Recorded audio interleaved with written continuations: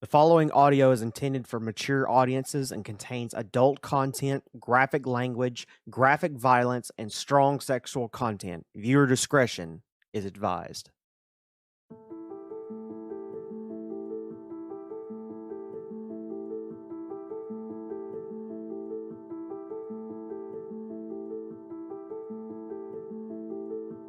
Welcome back to Fedora, everyone. My name is Tony, your DM for this evening, and I am followed up with my esteemed players, starting off with Eli. And after that, we have our friend Hacksaw. It burns! I thought I died just now. And last but not least, the Mayhem Vote 93. All I can say is thank fuck I have my headphones plugged in. Like, I'm using headphones now instead of my speakers because I've been having a lot of problems with getting background noise. And the moment that Hacksaw did what he just did, I thought I died. Like, straight up died. I'm more of a... You're welcome! Ugh, Jesus. You can't kill what's already dead. Alright, but last we left off, we had our players go and do a little bit of exploring to figure out how they were going to find the poacher that's hiding in the midst of these two cities that they're in, of Lesry and Latath. They came to find out that there was going to be a special type of fight going on in a hidden casino somewhere in one of these two cities. The only way to get into the casino, however, was that they had to go in and get a special ticket of some sort. Two of our players decided that they were going to go a step further and go and try to actually enter in the fight by buying one of the monsters that will be appearing in the fight. They successfully did so.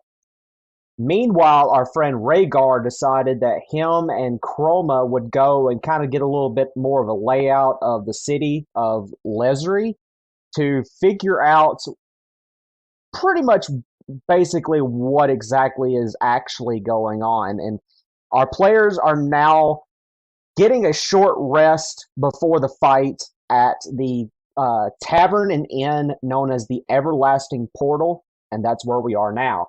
So guys, you got yourself a little short rest, so if you lost any HP, you can use your hit dice to regain some of that back. If not, then don't worry about it. Otherwise, what do you guys want to do now? You have about an hour before the fight actually starts. I'm going to start off by rolling for one of my hit dice to try and get some HP back. Okay. You're just going to use one hit die? Yeah. Okay. You lost So I got- HP? Yes. When? Confused. Fucking, I have no idea, but I lost HP. When? He forgot to reset. You know what happened, didn't you? Rhaegar was walking down the street and he was like, "Oh, look, a curb, Stumped let me his kick toe. it." Yeah, like Stumped straight his up just toe on a booted curb. his ass Well, and I'm go, telling you, if you can find me a curb that does 13 points of damage, Wow. which I've just gotten Jesus. 7 of them back, so, you You know. must have gotten mad for getting kicked by you, and it stepped up and said, "What the fuck, bro? mean, I'm it's walking here." I'm walking pretty here! big curbs. Okay. Alright, so you regain 7 of your hit points back. And again, you guys are in this tavern slash inn called the Everlasting Portal, and you only have an hour before you have to go in and start heading towards this arena. You don't even know how to get in yet, nor do you have your tickets yet. So, what would you like to go and do at this very moment? I want to roll perception. Okay. 18. 18? So, I'm looking for something very specific, though. okay, so what specifically are you looking for? I'm looking to see if there's anybody in this tavern who I get the feeling of that might be the kind of person that sells tickets for this event. Okay. Funny enough, there is one individual, but it's not the person you thought it was going to be. It actually turns out to be the bartender. Oh, okay. So do you make your way to the bartender? Hell yeah. Okay. You want to see a trick? So, do the rest of you go and follow him? I've got a question for the DM before I answer that. Okay, Oh, sure. we've met up with him? Yeah, you're all there. You're all there. Oh, okay. So, do you know my dual scythe? I didn't do that weapon improvement thing, ability that I've got on it, or did I? I will say you can write that down as being that you did that during your short rest that you got. No, that's what I was going to say because it's currently attack bonus +4. And I will allow you to say that you managed to have enough time to do that during your short rest while you were in this tavern inn. So should I put it to +5? It's +4 right now, isn't it? Yeah. Okay, then go ahead and bump it up to +5. Yeah, that's what I was going to ask. Yeah, that's fine. All right, then I'll follow Rhaegar on that. Okay. Also, go ahead and mark off your character sheet that you use one of your components in order to do that. Okay, it will do. Okay. So, do you is guys? Is that one of the boxes of spell components they gave? Yeah, it's one of the boxes of the spell components that you bought for him in the earlier episodes. Okay. But do Mouse and Norbit follow Rhaegar to the bartender? Sure. Yep. Okay. So Rhaegar, being the first one to approach the bartender, he looks down at you, and he says, "How can I help you?" Okay. Hi there. I'd like to purchase a drink, if that's okay. He says, Fucking what kind of drink alcoholic. are you looking for? What have you got? Seems like a nice place. He says that this bar is specifically designed for magical drinks. So it's more of the lines of, you tell me how you're feeling, and that's the drink that I will make for you. So I'm going to take a look around, and because I've never seen a place like this before, well, I'm assuming I've never seen a place like this before. No. So the inside of this bar that you're currently standing in looks like you're actually standing in space. It's like got stars floating around you, constellations. It's super trippy. super trippy. Okay, so I'm gonna take a brief second just to stare in wonderment at what I'm looking at and go, you know what? I'm feeling kind of lucky tonight. I'm in the mood for some monetarily persuasive entertainment, if you catch my drift. Okay. So he goes and walks over to the right side of the bar. He grabs 3 bottles. One is blue, one is green, and one is pink. You see him start to move his hands in like a quick fashion. It's almost like he's going way too fast for your eyes to see. And then by the end of it, he has all of these drinks in the shaker. He shakes it up. He brings you over a glass. It's just a simple shot glass. He pours you enough just for the shot. And as he's pouring it, the contents of it look to be like almost like a swirl effect. So it looks like as he's pouring it, it's making like a swirl coming out of the bottle and into the glass. And when the glass finally fills up completely, it doesn't look like the colors mixed at all. It looks like it's layered. Do you take the shot?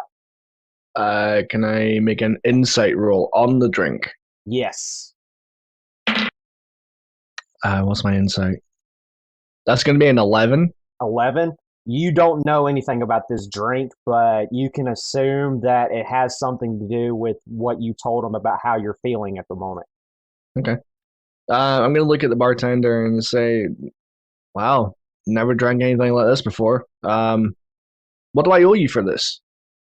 He says for this specific drink, 3 gold pieces. Okay, I'll hand him the 3 gold and I will neck the shot. Okay. You neck the shot, and I need you to make me a wisdom saving throw. Oh, you ass.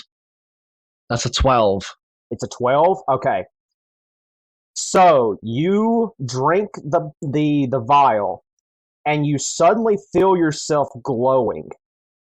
For a one-time use, for 24 hours, you get the lucky feat. What the hell does that do? Mouse, would you care to explain? Before you can know the result of your roll, you can choose to use one of your luck points to re-roll. How So many it- luck points will I have? So because you you have to rolled ask the low, you're only going to get 1 point.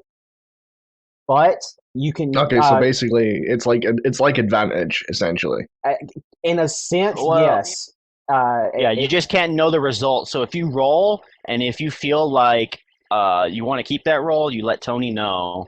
And if not, you can just let him. I want to use my lucky feet, but he can't tell you the result. He can't tell you if you succeeded or not. So like if I say I roll a 13, and before Tony can tell me whether or not that's actually a success or not, I can roll again and see if I can get higher. Yes, just in case. Cool. That's what I was doing yesterday, and I failed when I was trying to pickpocket.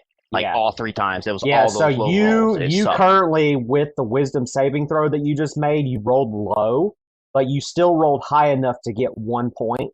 So you currently have 1 lucky point that you can use within 24 hours, and it can change the fate of your roll. Okay. All right, so that's what the drink did. But as you swing it down and you chug this little shot, you suddenly start to glow, like you start to feel aura surrounding you. And Mouse and Norbit, you can clearly see this. It's like plain as day. But you suddenly feel luckier for 24 hours. Oh, did we get it too? No, just him. Just him. Well, you said we suddenly feel luckier. I was he suddenly feels lucky. He suddenly feels lucky. Okay.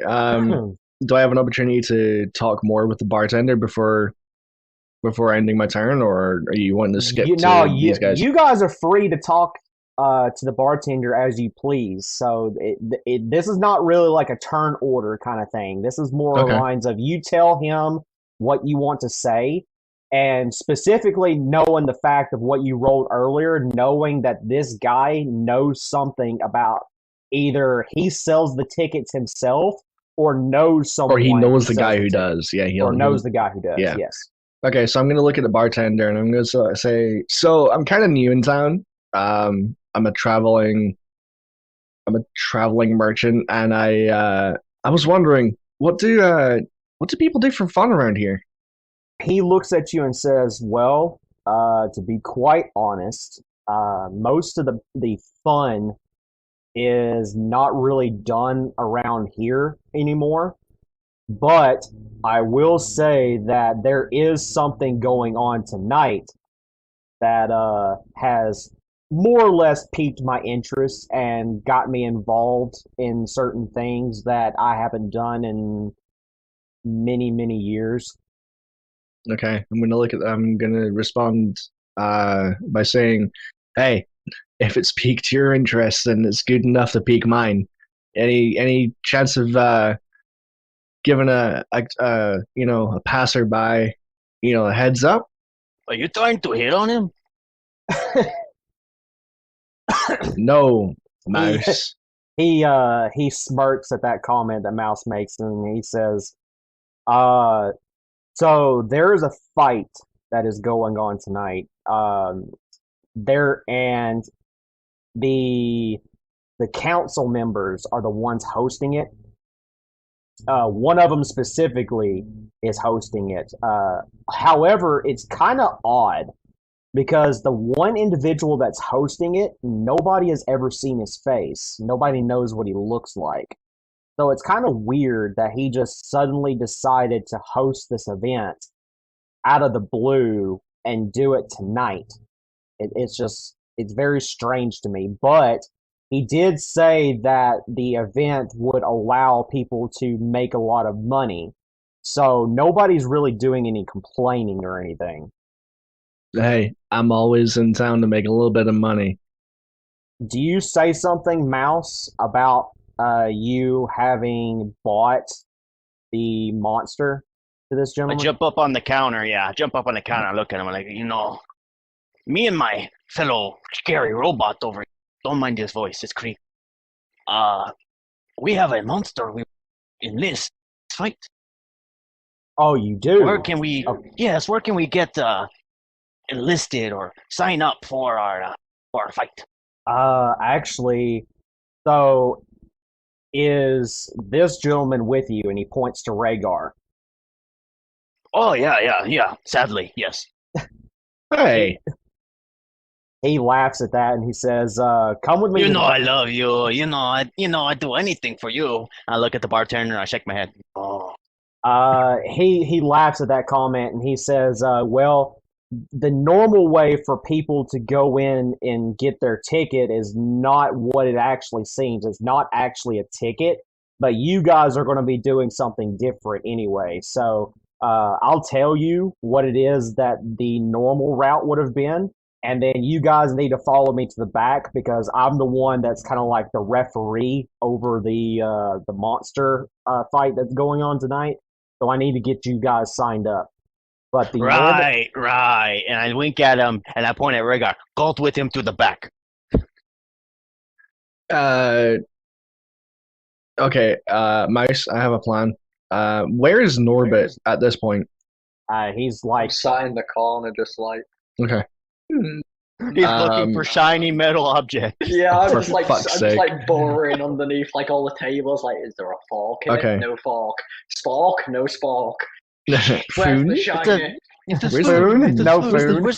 No spoon. I'm like, where's the shiny? I'm like a magpie, basically. If you are know a where fucking I am, magpie. Exactly. Norbit, roll me a Norbit, roll me a perception check for shininess.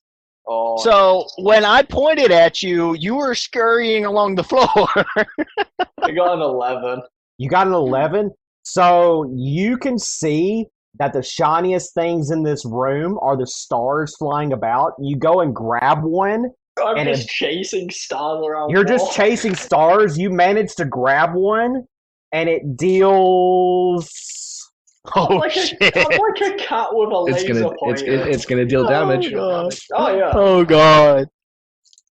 If I could find the dice, that'd be fantastic. I'm like a cat with a laser pointer. That's literally what you are. You're like a cat with a laser pointer. It deals 3 points of damage to you. It burns your hand a little bit. How can it burn me if I'm made of metal? Hey, metal melts. Metal does melt. At a very fucking high. Are you telling me that these? And you're grabbing a star. You're grabbing a star. A tiny star. I want this star in my pocket for all eternity. I don't know. Can I do an insight check, Tony, on the bartender to see if he's trying to? Yeah, sure, absolutely. Trying anything sneaky with when he said to come to the back. Yeah, absolutely. I would also like to do an Arcana check for the general room and see if like there's a funny going on. Yeah, sure. Of course, there's something funny going on. There's fucking stars flying around the place. Yeah, but I got a 17 on an Arcana check. Okay, so I got a 10. Okay, I'm gonna do that. I'm gonna roll the same as Mouse. Okay, I'll start with Norbit first. So this entire building that you're currently standing in is extremely magical. Like it's very obvious that somebody has cast like some high level magic here in this building to make it look like you're standing in space, but you're not actually standing in space.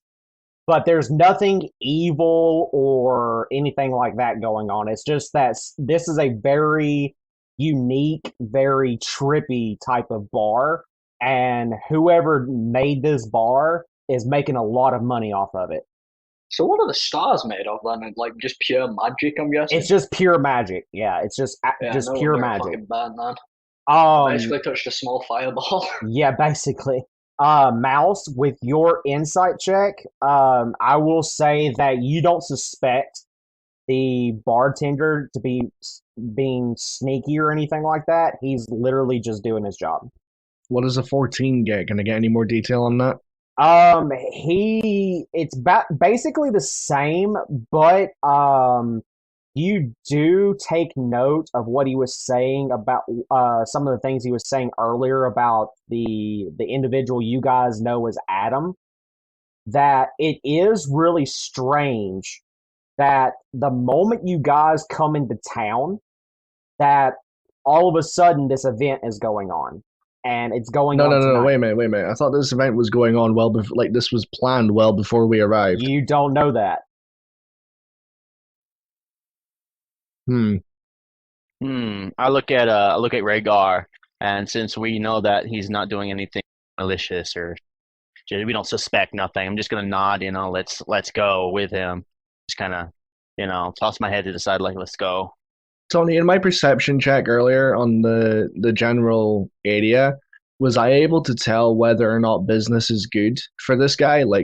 Absolutely, business is booming in this area. Yeah, he did say that the business is booming too. Yeah, the business types of drinks here, that he sells. like anything that you find in the city of Lesry specifically, is going to be good. Yeah, it's going to be extremely good. It's like It's like when you went from Latath to Lesry, it's like a massive change and difference. And like you go from a poor, very slum-like city to being like high class, fancy, expensive stuff. That it's a massive difference between the two. Okay, so Mice, you want to follow him? Tony, how are we exactly getting back there? Are we going behind the bar? Yeah. Like he's gonna open up a little latch for you to walk back there with him. Is he going first, or are we following him? Yeah, he's going first. Okay, can I use a perception check and see if I can if I see maybe like a strong box, maybe where he keeps any valuables? You can. You're not gonna rob the guy, are you? I'm thinking of something. Oh my God, no! You can roll a perception check. I'm not planning on robbing him right now, but I'm kind of I want to roll a perception, see if I notice it, and maybe depending on how the story plays out. I didn't like that right now there at the end. Not planning on robbing him right now. Maybe later. Sorry, forgot where my plus sign was. Oh, a 9. Yeah, you don't see anything at the moment. Okay. Yeah, you really don't notice anything. Yeah, and I just continue on. Okay, so you guys, all three of you do follow him. Cool. Okay. I don't know about Norbit. He's that's what I'm trying to figure out. Is Norbit still catching stars, or is he going to follow the two of you? After the star burnt me, I came up with the mouse and was like, Bernie. Oh, does a 9 find me like a shiny object I can attract him with to kind of get his attention? Oh my God! You find a golden foon. Oh, here we go, golden foon. I shine it at Norbit and go over here. Oh, shiny. Did you just lick it? It's a foon. Like I know, but that sound he make it sound like he licked it. What the? So the three of you follow the bartender back behind the bar, and he opens a secret door. It's kind of like one of those things where he pulls like on one of the bottles, and it actually is like a latch, and it leads to a secret room behind the bar. But he walks in first, and he leads you guys in. The moment you walk in, there's nothing in this room except for this giant blue circle that has the question, Tony. Yeah. Which bottle exactly was it? You can roll a perception check to see if you notice the bottle. Okay. 16. The bottle that he pulled had no label on it. It was the only bottle that was in the entire shelf that he has that has no label on it. Gotcha. Only bottle on the shelf. Lever. Okay. So he pulls that bottle. It's like a lever. It opens up a secret compartment behind. You guys walk in with him, and the only thing in this room is a blue portal, and there's a desk there that has some paperwork on it. He sits into the chair behind the desk, and he says that he's got to take your guys' names and the monster that you're going to be using in the fight. Okay. Oh God, I don't even know how to approach this. Do you want us to do it? Because I know you didn't want to do the whole. Yeah, I don't want to rob that. I don't want to rob. Yeah, not the robbing. I'm talking about the whole fighting thing. I know you didn't want to be involved in that. Yeah. Okay. I'm gonna say to the guys like, yeah, do you necessarily need my name and all that? Are you not participating with the two of them with their monster? I mean, I'm taking nothing to do with the usage of black market monsters, but I'm more than willing to participate in a little bit about in-house gambling, if you know what I mean. Okay. So he looks at you and says, okay, well, you'll have to go through the normal means then, which, if you'll give me just a second and get these two gentlemen's names down, then we will go back out to the bar and I will show you what you need to do in order for that to happen. Is that fair? Yeah, sounds fair to me. Okay. So he looks to you, Mouse, and Norbit, and he looks to you, and he has a feather in his hand. And he says, if you gentlemen would be so kind to write down your names onto this piece of parchment and write down the type of monster that you're going to be presenting to the fight. I'm going to write down Mr. Shiny, Shiny Mom. The moment that you start writing Mr. Shiny, the words change and fit to your actual name. Can I swipe the pen? Can you what now? Can I try and swipe the pen? Ooh, not yet. Let me write my name first. All right, fine. Okay, so what was the roll that you made? No. Mouse said he was going to write something first. Okay, I got you. Yeah, said he was going to write his name. Yeah, I was going to write my name. Yeah, go ahead and write your name down. What we're going to do is, while I'm writing my name, we're going to have Norbit distract the guy. And I'm going to use sleight of hand to steal the pen. Okay. A magic pen. Okay. But I write down Deo de Santos Enrique. So you write your full name. Full name. Okay. It appears as your name. Right. And then I guess Norbit is distracting him. Does that give me advantage with sleight of hand? So the way it will work is Norbit will roll a deception check and you're going to roll a sleight of hand, and depending on the results of either one, it'll tell you basically what happens. Okay. So Norbit, let's start off with Norbit first because he's the one that's starting it. So Norbit, roll a deception check. So what happens if Norbit crit fails and Mouse crits? So that Mr. doesn't Shiny matter. Bastard. That doesn't matter because Norbit, would you like to tell the audience what you just rolled? No. No. No. I'm ashamed. I got a 3. He rolled a 3, ladies and gentlemen.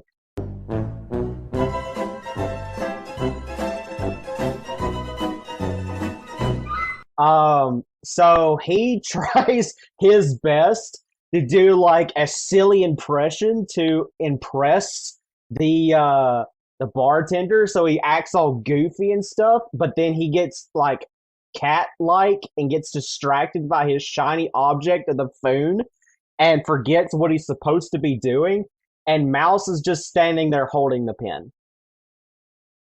All right, so I shouldn't even attempt, or do I attempt? I would say do not attempt because he's not paying attention to Norbit. He's paying attention to you now. Gotcha. So is there a place for this pen to go, or is like an inkwell or something? You just hand it back to him. Oh, okay. In other words, there's no fucking way you're getting that pen. I know it was an attempt. We really wanted the pen. It was. Did you write down the type of monster that you're? Oh no. Can I have the pen back, please? He hands it back. He hands it back to you. He hands it back. Am I still in the room? Yes, you're still in the room. Can I attempt to distract him again by showing him my spoon? No, you failed miserably. But it's a second. I guess there's no round 2. Sorry. Yeah, we had, what was it again? It was an owl bear? It was an owl bear, yeah. Yes. Okay, yeah, we write down owl bear. Okay. The manliest of owl bears. All right, so you write down owl bear, and the words form to shape a picture of an owl bear, and it just shows up magically like that. So it shows up magically. I want to look at it, and I want to tap it with the pen and go, he's much bulkier than... Does it change? It does change when I do that? It changes. There we go. That's it right there. That's our boy right there. Look at him. Oh, so pretty. Do you hand him back the pen? I do. He's gonna have to. Okay, so you hand him back his pen. He puts it into his little coat pocket that he has on. And he looks at you and says, well, gentlemen, it is going to be about 200 gold pieces each for you to enter in. Fine. Wait, actually, I'm going to set him 250 and I get the pen. 250 and you want the pen? Yeah. Okay. It's yeah. Probably like he pulls out his pen and says, sure. Sure, here. I don't care. I wanted that pen. Shouldn't have to pay more? Yeah, I mean, he did. He's not complaining. He says 250 gold. That's more money for me. Here, take the pen. I have the shiny, incredible pen that changes everything as written. Would you like to roll an Arcana check on the pen? No, I don't want the magic. Wait, how much do we have to spend? I thought it was cheaper than 200. No. I said it was cheaper. I didn't say how much cheaper. Rhaegar is going to be the one that's going to be spending more than the two of you. All right. Okay. So Norbit, you have this pen, and you gave him 250 gold pieces. So go ahead and mark that off, saying that you took out 250 gold pieces to pay him. I already did. I've got 254 left and a magic feather pen in my pocket. Mouse, do the same as well. 200 gold pieces. Sadly, I already did. All right, so he says, well, business has been concluded. I already know who the individual is that is taking care of the monsters, so everything else is taken care of. All we have to do now is to have this fine gentleman go in and go through the normal means. So if you three would follow me back out, and we'll go ahead and get him set up. Can I do a perception check to see if he's got anything else shiny as we're walking out? Oh, for the love of God. Sure. Sure. Come on. Norbit needs a new shiny thing. Dirty 20. He has a whole box of golden foons. I'm going to ask him how much for the whole box of golden foons. Why do you need golden foons? Don't question my logic. Give me 100 gold pieces, and I'll let you have that whole box. 100 gold each? No, for the whole box.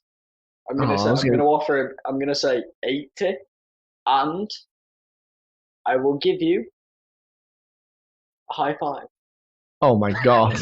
roll me a persuasion check with disadvantage. I was looking in my bag to see if I had out to give him.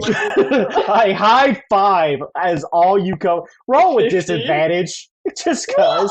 This is bullshit. I got a 15. You know just roll a damn disadvantage. You fucking man's throwing me under the bus. 13. Fuck it all. Yeah, he says I'll take 80 and a high five. Yeah. Look at that. Damn it. Oh, 80 and a high five. Wow.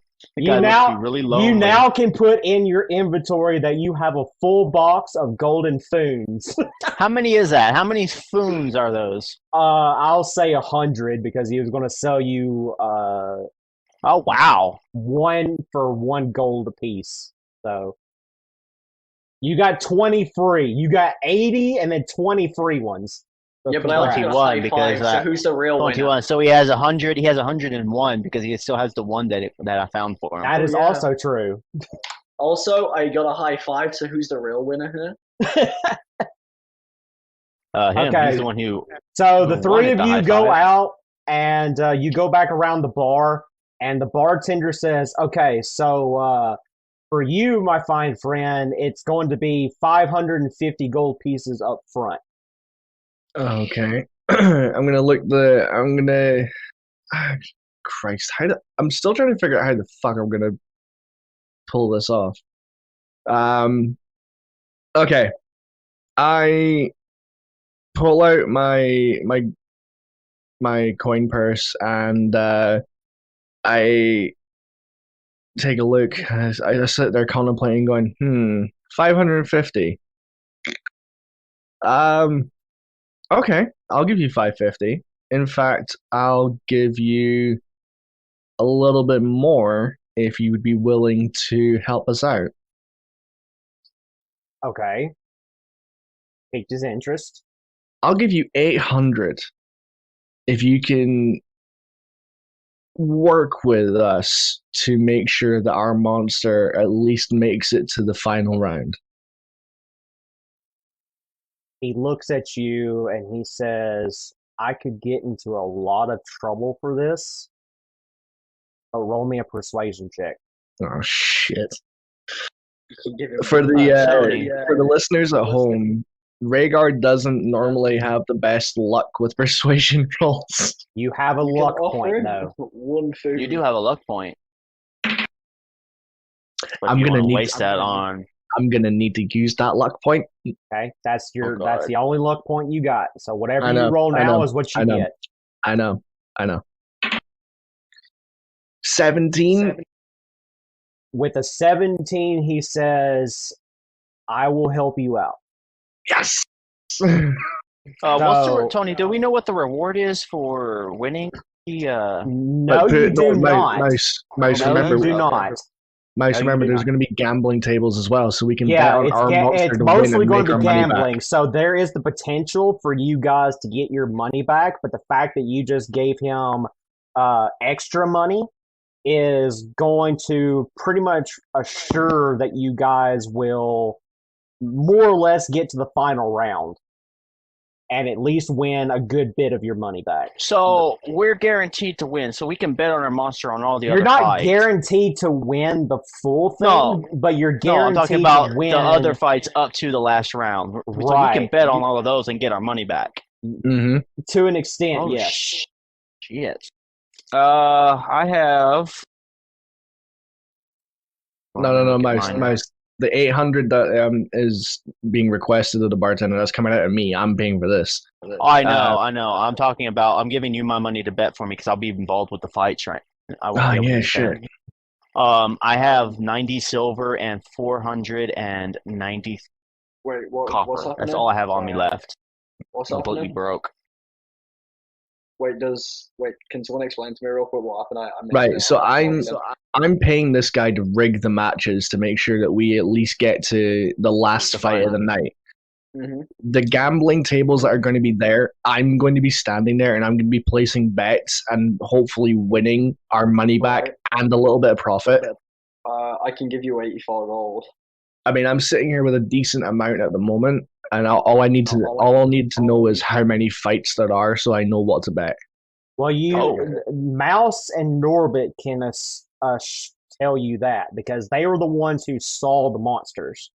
Yeah, how many was there again, Tony? It was there was 8 plus the 1 that was the Adam guys. So 9. So it was like 9, right? So you could probably say you could place the bets on like at least 6. So we will have a total of 8 victories. 2, 3. We would have 3. No, we would have a total of 3 because if it's doing it like a bracket, we will get paired off against something, and then no, it's King of the Ring. It's King of the Ring. Is it a King of the Ring? Oh. Well, okay. So he didn't say that it was guaranteed victories. He said that he would be able to help you out. Oh, gotcha. Yeah. So just bet all we got. So when I said to the guy, make sure that we get to the final round. There's only one round. So essentially you rolled high enough for him to help you out, but you didn't roll high enough for him to guarantee that you get to the final round. Also, I'm going to share this with Rhaegar because I remember last time, Tony, you told us which creatures was not necessarily stronger, but like which has the more preferred hit start to it, didn't you? Yes. I would like to reshare that information with Rhaegar because I can't remember what it is. Would you please? All right, don't do it whilst we're here. Yeah, don't do it while you're in the bar. Obviously, but I meant can you when it comes to the time restate what? Yeah, I'll restate the monster stats and everything, or not their stats, but I'll restate the basics of what you know when we get to that point. Can we also get the stat sheet for our monster? I'm going to give it. I'm going to give it to you here in a minute, but we have to fix Rhaegar's thing first. All right. Because this gentleman is the one basically who's going to be giving it to you. Is essentially what's going on. I've paid the guy, so okay. So he says that just so you know, if either of us get caught in what we're about to do for this, we will be in a lot of trouble.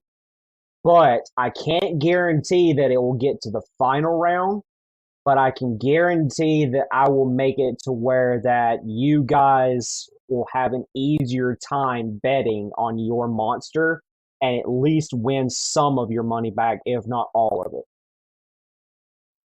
So, okay. So he takes the gold, he splits it up, he takes 550 gold pieces exactly and puts the rest of it into his pocket. You see him take that gold, turn around, put it inside of a pot. He starts to melt it until the point that it's completely liquidized. He pours it into a tankard and then takes 2 potions off the top of his shelf, pours it into that same tankard, puts a cap over it, shakes it up, takes the cap back off of it, and says, I need you to drink this. Okay, most expensive drink I've ever fucking had in my life, but okay. Yeah. Okay, so do you drink it? Yeah. Okay. So, the moment you finish the drink, Mouse and Norbit, you see Rhaegar disappear. He's gone. Rhaegar, you suddenly feel as if you're being transported from your current location to some magical beyond location that you have no idea where you're going. You just suddenly feel yourself vanish and then reappear. The moment you reappear, what you see is this giant cavern. And I'm talking about like the largest cavern you've ever seen in your entire life. In front of you is a 300-foot long bridge that leads straight into this massive temple that is surrounded and encased by darkness on all sides. So if you look over the bridge, it looks like that if you fall off this bridge, you fall into nothingness. You just fall into an empty void. The bridge is lit up by these magical lights on either side of it. It has blue flames going all the way down on the bridges. You can also see across from you in various different locations, multiple bridges all connecting to this one center tower that's floating in the middle of this giant cavern. But the temple that's on top, you can imagine this to be like almost in the equivalent of size, about like half the size of Las Vegas. This one specific temple is that size, about half the size of Las Vegas, if you can imagine that. Okay. Okay. But each bridge is, like I said, exactly 300 feet all the way down before you get to the actual entrance of this giant temple. This temple is lit up with all kinds of bright lights, neon lights, magical effects going on. It's super, super trippy. Like, had you not known that you were going to arrive here, you probably would have freaked out, honestly. But it's almost bewilderment that you're even standing in a location like this, and you have no idea if this is even on the same plane of existence from where you came from. So that's what you see right now. But as for Mouse and Norbit, you just saw Rhaegar completely disappear, and you have no idea where he went. So what do you guys do? Did he leave anything shiny behind him? No, everything that was on Rhaegar's person is completely gone. It's vanished. I'm going to ask where he went. You turn to the bartender, and the bartender looks at you and says, that's the way that you get into the regular route, like a portal.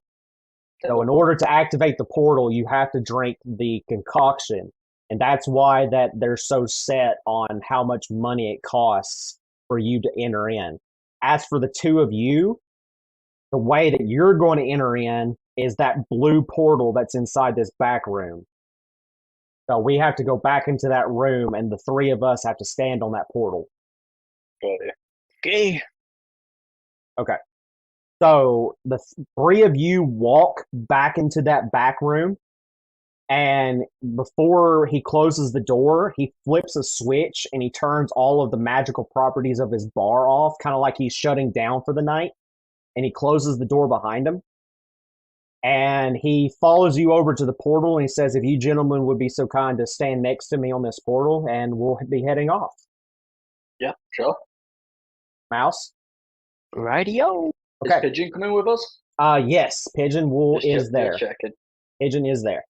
So the four of you, technically, you feel yourself teleport just like you saw Rhaegar, except what you see is completely different. The moment you appear from the portal, you're inside of what looks to be like not really like a prison cell kind of thing, but like you're in the middle of the hallway and there's these cages along either side where the monsters are being kept at for the time being. And you're free to walk through this little hallway, but it is kind of dark in here.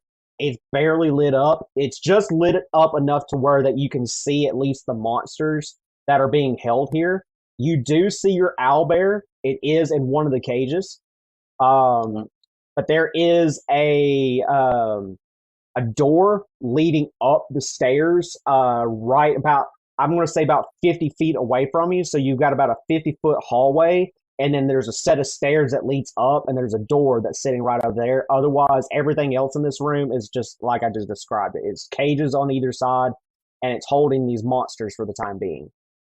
So he motions over to you, the two of you, and says, we got to do this quick, otherwise we'll get caught. Okay. The two of you walk over to the cage with the owlbear. You see him, the bartender, wave his hand, and green mist comes out of his hand. And then he does it again, and blue mist comes out. And then he does it one more time, and purple mist comes out of his hand. And you look at the owlbear, and it sniffs the air as like this mist is surrounding him. And you can see the three colors form into his eyes as like a swirl effect. And you can do, Norbit, an Arcana check if you would like, to see if you can notice what he just did to the owlbear. 22. Okay, so basically, he gave the owlbear an extra boost in his hit points. He increased his stats for his attack, and he increased the amount of attacks that he can do. So he can do 2 attacks per turn. Fair okay? Enough. All right. So what I'm going to do for my 2 players here is I'm going to show you the stat sheets that you currently have for the enhanced owlbear. Right. Okay. So this is the stat sheet. So Mouse and Norbit, you two will need to keep up with this, but that is the stats for the owlbear. So, like I said, your hit points were increased. You got a boost in the attack, the hit, and then you also got a boost to what was the other thing I said? The amount of attacks that you can do.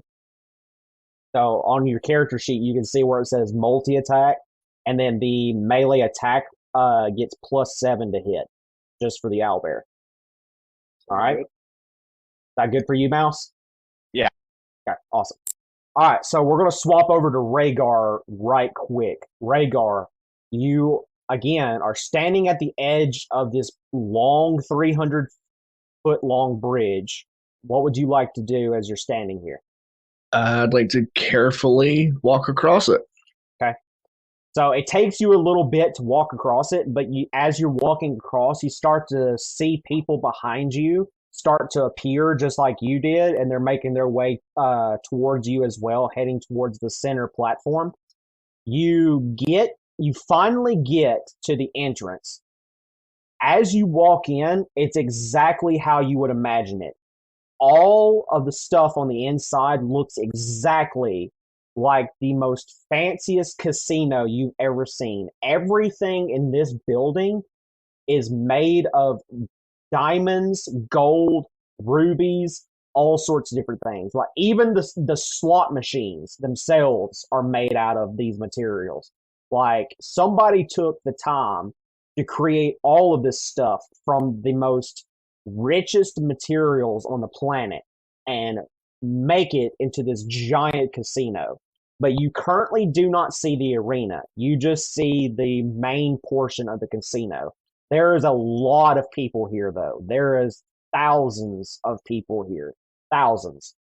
You don't know your way around. So what do you do as you enter into this casino? I'd like to make a perception check to see if there's anything that points me in the right direction. Okay. 14. 14? Okay. You don't really get a read on which direction you are supposed to go, but with a 14, I will go ahead and say that there's enough of the what you would call like custodians that are walking around that you can plainly see that have like these fancy outfits on. It kind of looks like a tux, but instead of being like black and white, it's gold and white. And there's a bunch of them roaming around that's holding trays and stuff like that. So you can kind of assume that you could possibly ask one of these individuals to see which way you're supposed to go. Then that's what I'd like to do. Okay. You come up to the first one. It's an young elf. To you, it kind of looks like a teenager almost. But he looks up at you and he says, "How can I help you, sir?" I was wondering if you could point me in the direction of the like. Okay, question to the DM. Can I I'm guessing I can expressly say like the fight ring or whatever. Like yes. they know why we're here. They know. Okay. I was wondering if you can point me in the direction of the fight ring or some of the the tables, the gambling tables for tonight's event. Yeah, absolutely. So for the fight ring itself, if you go down past me and make a left, as soon as you turn left, there will be an archway. Go through that archway, go straight ahead, and you can't miss it. The arena is right there. If you want to play on the different tables, there are multiple stories that you can go. There's the upper stories and then the lower stories. So just depending on what type of games you want to play, you just determine what type of game you want to play, and then the elevator is straight to your right. So just go on the elevator, go up, down, or stay on this floor, whatever your heart's desire. And where would I go if I wanted to just place bets on tonight's fight? You would have to go to the arena to place bets there. Okay. I'm going to toss him 5 gold. Just a little thank you. He catches it and he bows to you and he walks away. Okay. All right, so do you walk towards the arena? Yes, yeah. Okay, so what I'm going to do, it's kind of a shoddy looking picture. It's the best one that I could come up with at the time. But this is what you're going to roughly see as you walk into the actual arena itself. Okay, so I'm going to post the picture for my party members. Okay, so I'm going to describe what you initially see, but this is kind of the basic layout. So you walk in, and the arena itself takes up half of this entire building. That's how big this arena is. So if you can, like I said before, this entire structure that you're in is about half the size of Las Vegas. So half of that is the size of this arena. So you can imagine how big this thing is. In the center of the arena, you see what looks to be like different land structures. So you see what looks to be like a small volcano, a small island, water surrounding everywhere, bridges connecting all of these different land structures. But you can see like a forest on one end. It varies depending on the locations. It's almost like they designed this arena to give an even playing field for different monsters, basically. Right? Right.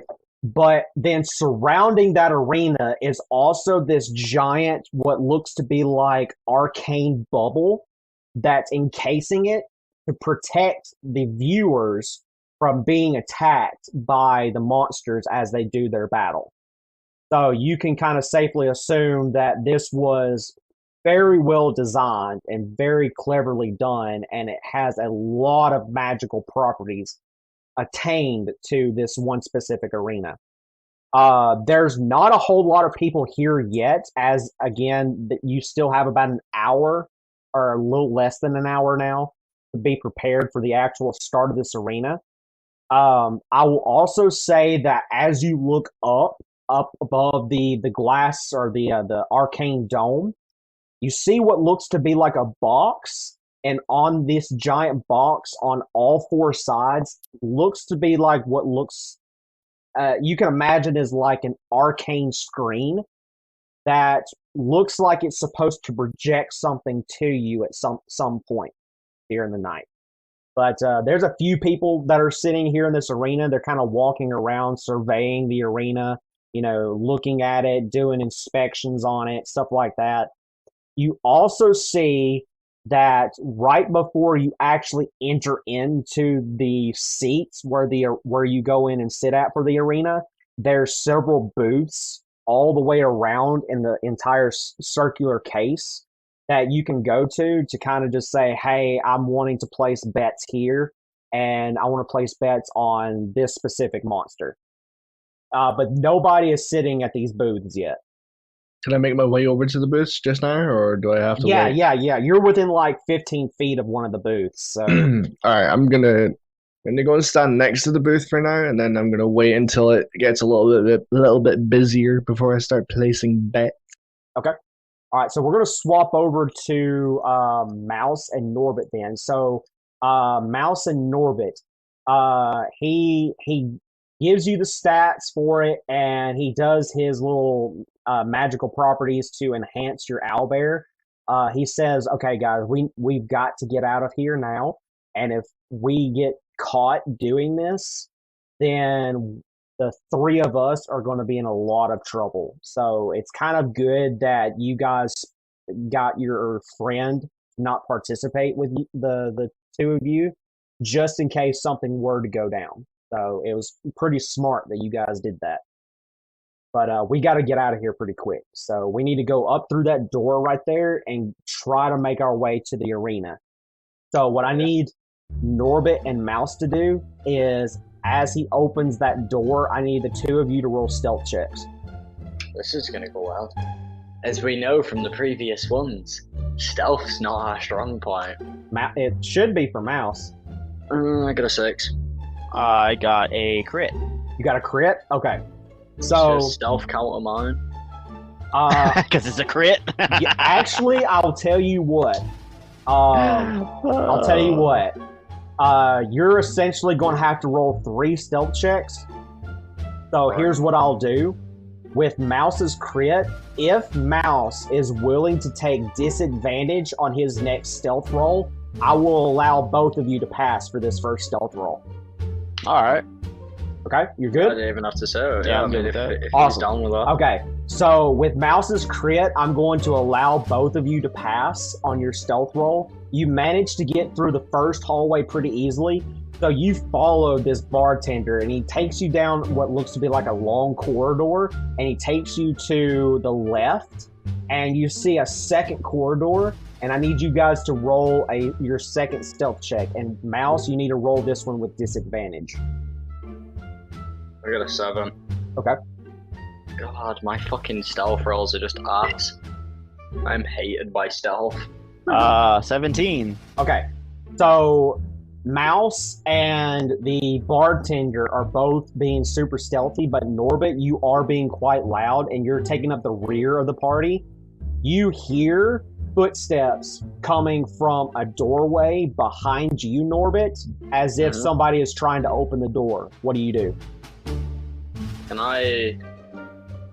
I'm going to roll a perception check to see what's around me real quick. Alright. Okay. If that's going to be you, that is. I got a 16. Okay. Is there anything around me I can use to block the door off?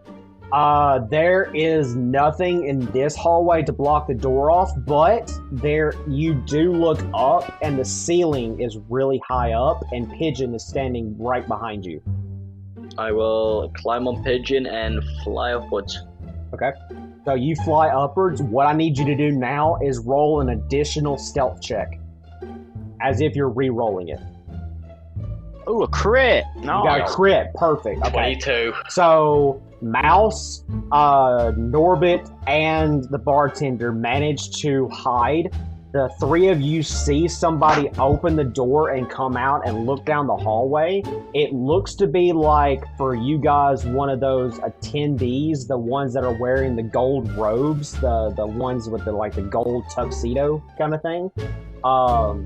But he looks out, he looks both ways, he doesn't see anything, so he shuts the door back. Okay. So the bartender takes the three of you back down this hallway, and he turns you guys back to the right, and I need you to both roll your last stealth check before you go through this archway that's at the end of this hallway. 5. 5? Okay. I swear Norbit is both the luckiest 6. and unluckiest person. Okay.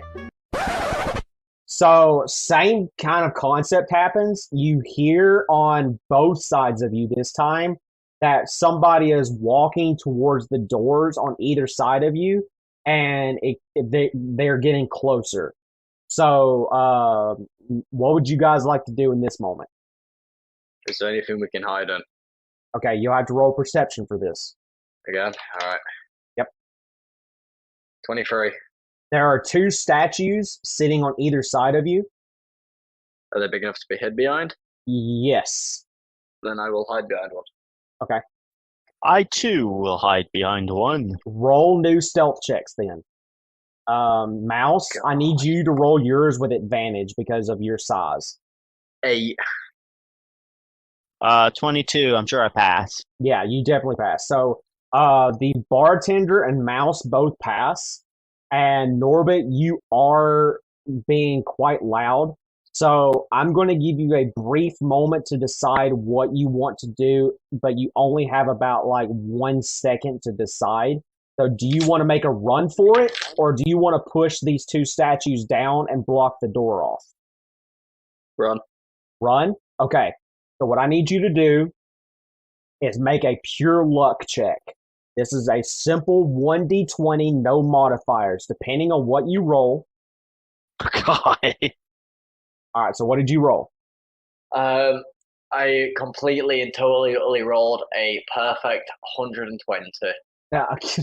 Divided by 120 plus 6.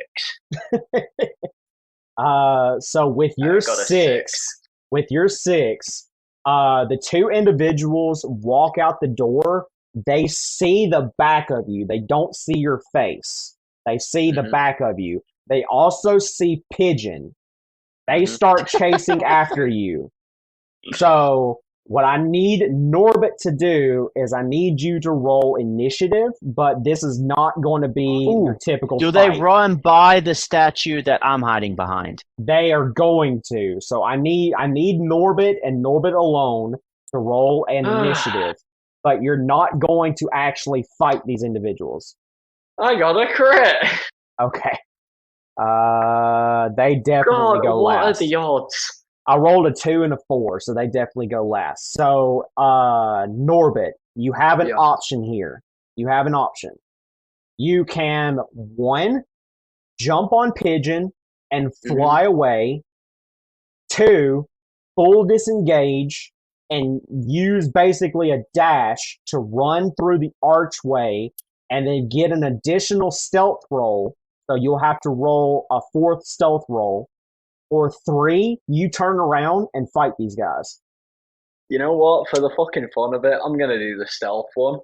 Okay. And say bollocks to it. You're gonna do a full disengage, and you're going to use basically a dash action to run enough to get to the archway and make either a left or right turn. You don't know which way you're going because the one who was leading you was the bartender. So you're going to be doing this completely blind. So what I need you to do is you need to first roll a stealth check, Then second, depending on how well you do on your stealth check, if you fail, I need you to roll perception check to see which direction you need to go. Yeah. Well, for the meme of it, I got a 6. Okay. Jesus. I think my dice rolls are broken. Yeah, you're making a lot of noise, so I need you to roll a perception check, and you're going to continue running, and they're going to follow after you. Oh, I got a 16. You can base off of your instincts of the layout of these hallways that you need to go left. I'll go left. Okay, so you go left. They are going to use dash actions to run after you. Okay. Now, here's the thing. Mouse, do you want to do anything as they're making their dash actions? Do you want to risk your stealth roll and completely cancel it out? Yes. Okay. Yes, I would like to push the statue on top of both of them as they're passing by. Okay. I need you to roll a strength check with disadvantage because of the size of the statues. Do I get anything for it being... No, never mind. Because I'm proficient with strength. That's why I was wondering if I get any. Okay, if you're proficient with strength, I will cancel out. It basically cancels out the disadvantage, so you'll just make a single strength check. And if but didn't we say that it wasn't like you don't get a advantage if you're proficient? You don't get an advantage, but in this scenario, because you're not in combat, I'm basically bending the rules a little bit to allow it to do that. Sweet. Here we go, Norbit. For the win. Hopefully, because I can't do another stealth. 11. Okay. You start to push on it, and you make like a little sound. And one of them hears you and turns around. And what I need you to do now is decide, do you want to attack this guy or do you want to roll another stealth? He hasn't noticed you yet, but he heard you. Ricard, like Jesus Christ, lol. Yeah. He heard you grunt as you're trying to push this large statue, but he hasn't seen you yet. So, now, granted, I've done this before, and you allowed it because of the situation. With this situation, will you allow me to do an action surge to try again? In this situation, I'm going to say no. No. All right, so I will go back into stealth then. Okay, roll a stealth check then. Oh, man. With advantage because of your size. 11. Okay. So now I have to roll a perception check for this. Okay. So you're doing a really shoddy job of hiding behind this statue. Your entire body is hiding behind a portion of it, but your tail is sticking out. However, this guy is a complete moron and thinks that the tail is part of the statue. And he just shrugs his shoulders and turns back around and starts running towards where he saw Norbit run off to. Oh, man. Lucky day for you, Mose. Wait, does that mean that because I was kind of a distraction, does he get further because of that? I will allow Norbit an additional... What is your speed, Norbit? Probably not quick enough. And now, on your character sheet, what is your speed? 30. 30? Okay, you used a dash action, which means that you went 60 feet. I'm going to allow you an additional 15 feet because of what Mouse did. Is that going to help at all? It might. Okay. Not very reassuring. I'm not gonna tell you. All right, but these guys, Mouse and the bartender, both see these two guys turn to the left, and they're gone now. So we're basically splitting the party into three ways. Okay. All right. So we're gonna start with Mouse and the bartender. The two of you come out of hiding, and the bartender wipes his brow and says, I like, personally, it sucks that he got caught, but we might be able to get out of this if we're careful with it. I don't think he got caught. I think he's gonna make it. All right. He says, "Do you want to follow me back over to the arena and Yeah, try let's to meet go up with your before other we friend?" get caught. All right. So, the two of you start heading towards where essentially Rhaegar is going to be at. So you start heading that direction. Swapping over to Norbit. Norbit, you're still technically in initiative right now. You're still running. You have no idea where you're going. Okay, so we're going to do a series of events, and depending on your roles and which direction you go will determine what happens to your character. Okay? Okay. Okay. So, yeah, there's a lot. There's a lot of stuff here. So anything can happen. So here's how this will go. The hallway you just went down to the left. There's about an additional 30 feet before you get to the end of the hallway, and there's 3 directions you can go. You can go left, right, or straight. So I'm not going to allow you for this initiative to roll perception checks to see which direction you're going to go, because you're going to be doing a full dash on each one of them. So it cancels that out. So you're going to have to make a quick decision as to which direction you're going to go, and then I will tell you what happens depending on which direction you choose. Okay? I'm going to go left. Okay. So you need to go 30 feet first. So use your movement for 30 feet. Yep. Or do you want to use a dash action to get even further? I will allow that. Sure, I'll do the dash. Okay, you'll get to go 60 feet. Okay? So I will say that you will go 30 feet to start off with. You're at the end of the hallway. You've got a left, right, and straight. Which way do you go? So I've gone left once, right? You've gone left once. He's gone left twice. He's gone left the first time I've gone left when we were twice. still with us. And he's doing a complete circle. so you're going left again. You're going left again, right? Yeah. Okay. Yes. Okay. So this is the first hallway that you're going through. So you went left because of the perception roll that you rolled before Mouse did his stuff that he did. So now you're going left again, correct? Yes. Okay. All right. Give me just a second. I'm trying to meet back up with Mouse. Okay. You got extremely lucky on this roll, so keep that in mind. That's okay. You turn left. There are 4 doors, 2 to your left, 2 to your right. You still have 30 feet of movement. I'm giving you an option. I will allow you to roll a 1d4 to pick the room that you can hide in.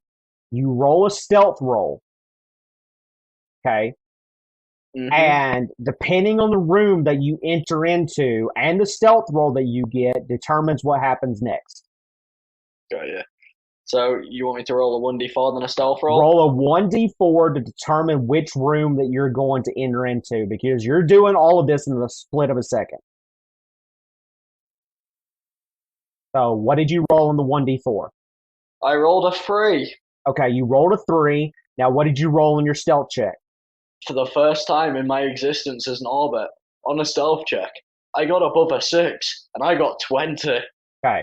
A dirty 20. The third door is the first one to your right.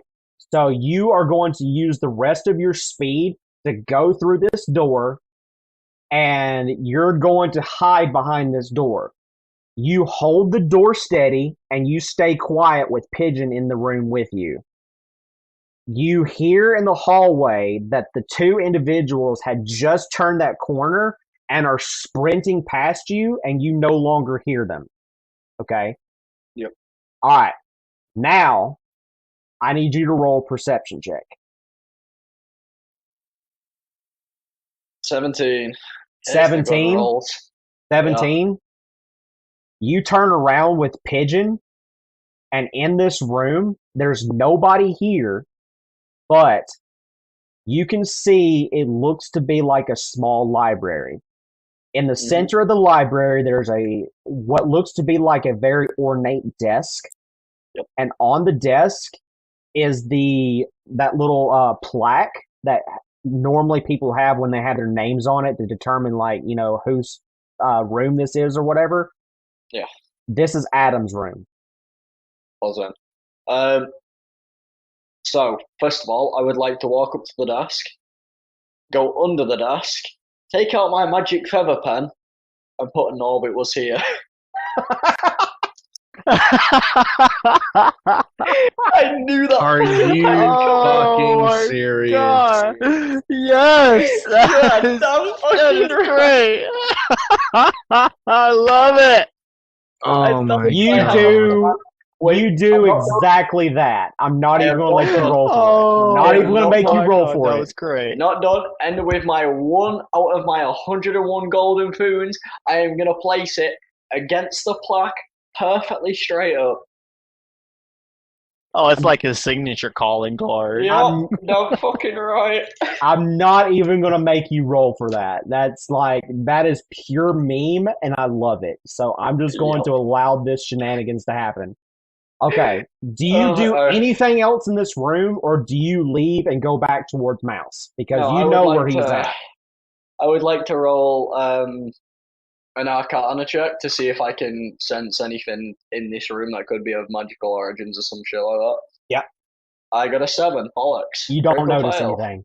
Nope. I did a perception check, right? And, you've done a perception already, yes. Was there any, little things in this room that I noticed with that perception check? Not with the roll that you got, no. I will say that you did roll high enough to notice that he is it's almost like he's OCD in a way, where he keeps everything perfectly neat and in order in some way. Oh, perfect. Fucking freak. Oh, perfect. This is... Yeah, I'm going to stay in this room for a little bit longer. Okay. So, I don't know if you want to switch over to someone else for a real quick. I was going to say, depending on what you decide, if you want to stay in this room for a little bit, then I will swap over to Rhaegar right quick. Because it is getting close to time for the event to actually start. So I will swap over to Rhaegar, and then we're going to go back to Mouse, and then back to you, Norbit. Okay, Rhaegar.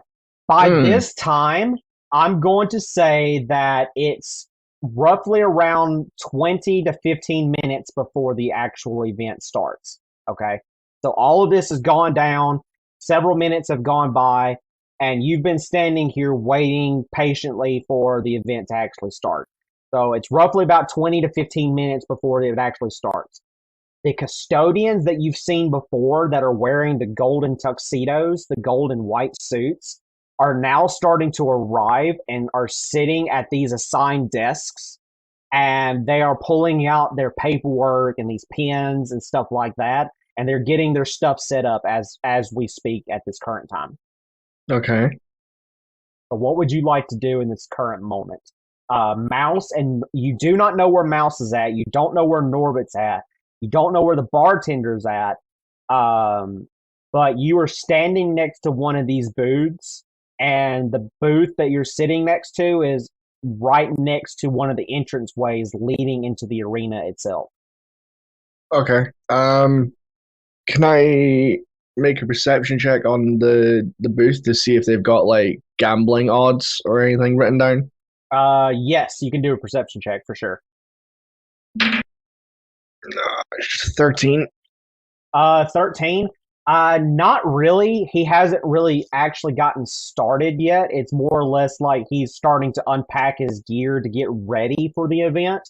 So it's almost like that he's just now arrived and he's getting everything set up and getting everything ready for when the bets actually start taking place. But he does notice you, and he says, "Is there something I can help you with, sir?" Yeah, I was wondering if you had any information on tonight's event. List of participants, list of betting odds. What the minimum bet is. Stuff like that. Absolutely. Give me just a second. He reaches into his bag and he starts rummaging around and looking through his bag, and then you see him pull out like what looks to be like a pamphlet, and he hands it to you and says, "Here you are, sir. This will give you all the information you need." Okay, I take it and I thank him. I turn back around facing the arena, and I'm gonna flick through the pamphlet. Okay, so you look at the pamphlet, and it's very detailed, very ornate, very well done. You open it up, and you immediately see the names of all of the contenders that have entered into this fight and what they are bringing to this fight. You also notice immediately that the first two names that are on this list are Norbit and Mouse, and that their owlbear is also being entered into this arena. Okay. Okay. I'm gonna turn back to the guy that's on the booth. Okay. All right. So I'm gonna say to him, I like the look of this owlbear.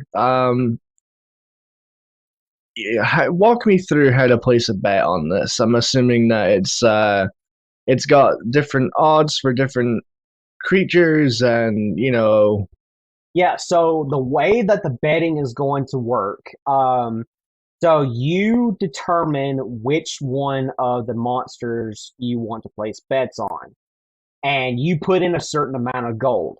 Each round determines, say for example, your owlbear fights in the first round, and your owlbear wins. Okay, so whatever you put into that bet, you basically get that and double that. So it's like, say, if you put 50 in, you get an additional 50 to put into your pocket as 100 gold pieces.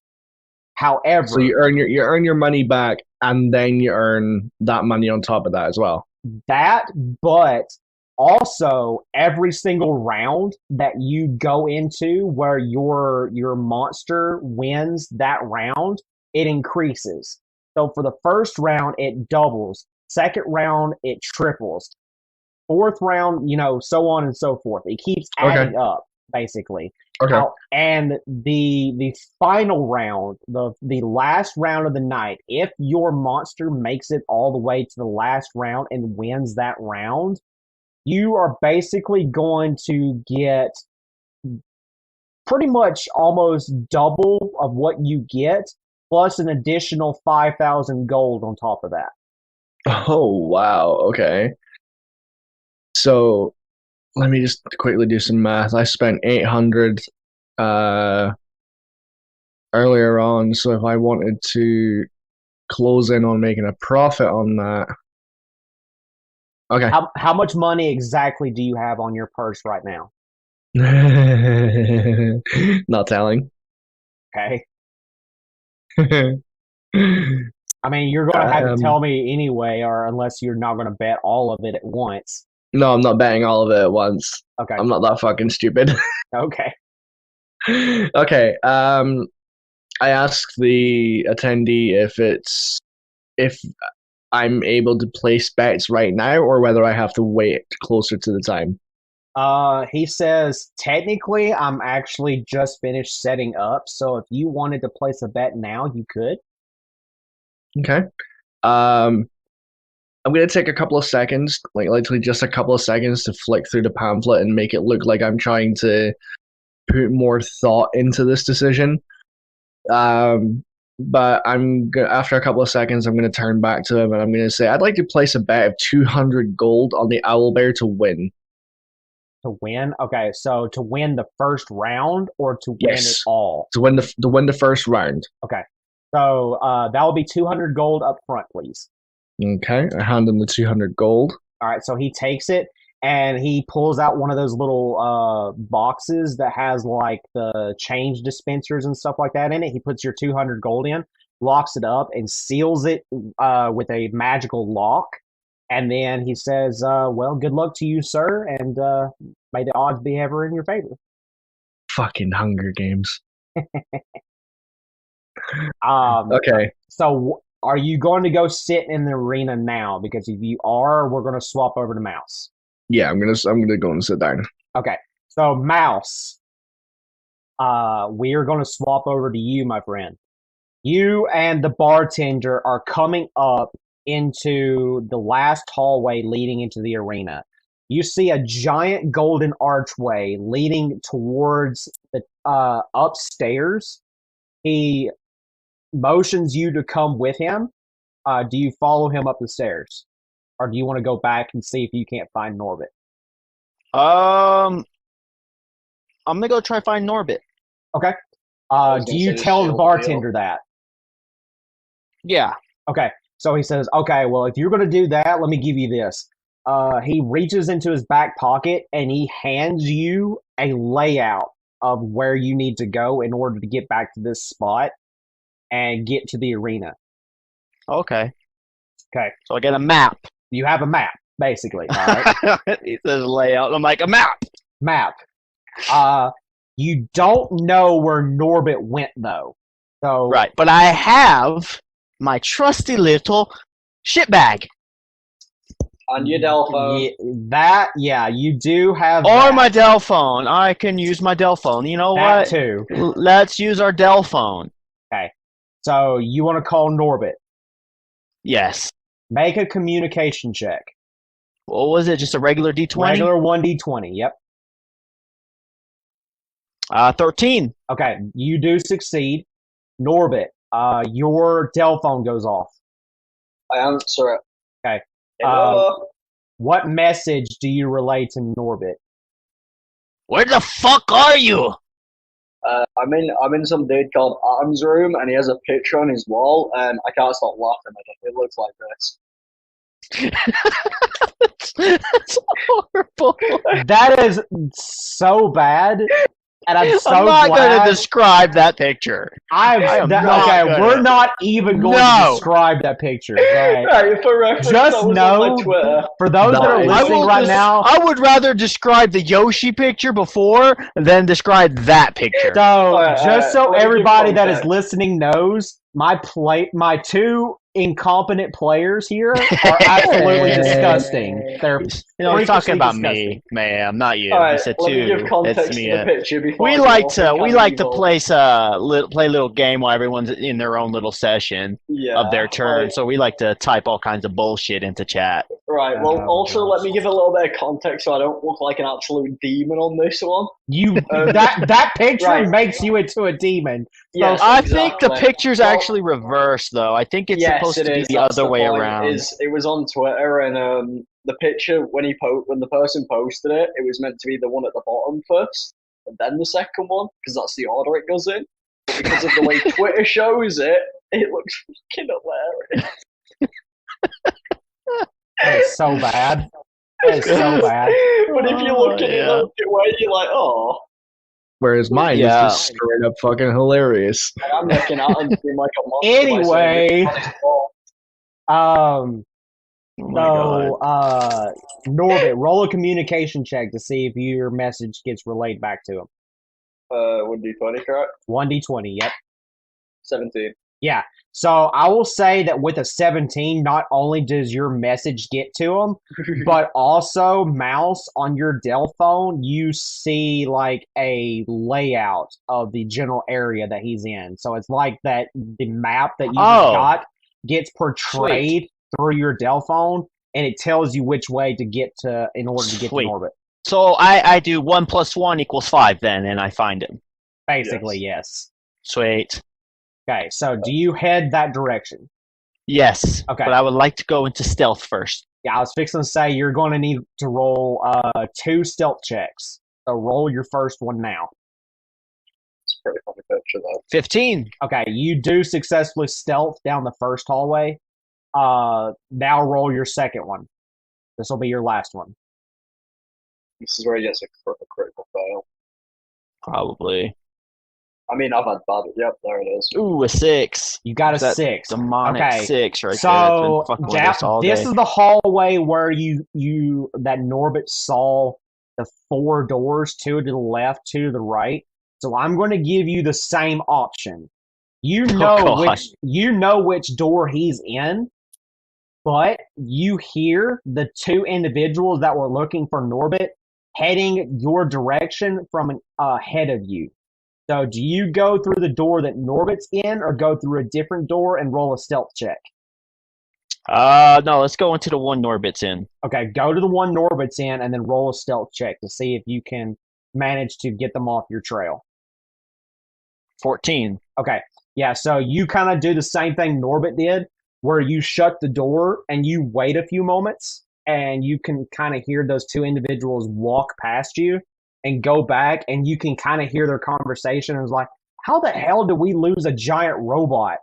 And the other guy's just like, honestly, your guess is as good as mine, brother. I don't know. Like, I guess he has like magical properties or something. He can disappear. I don't know.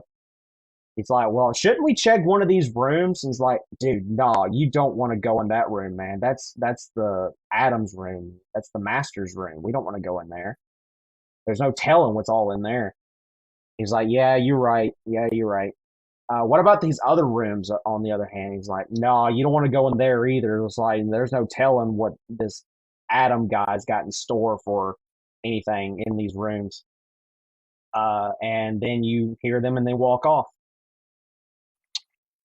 Right.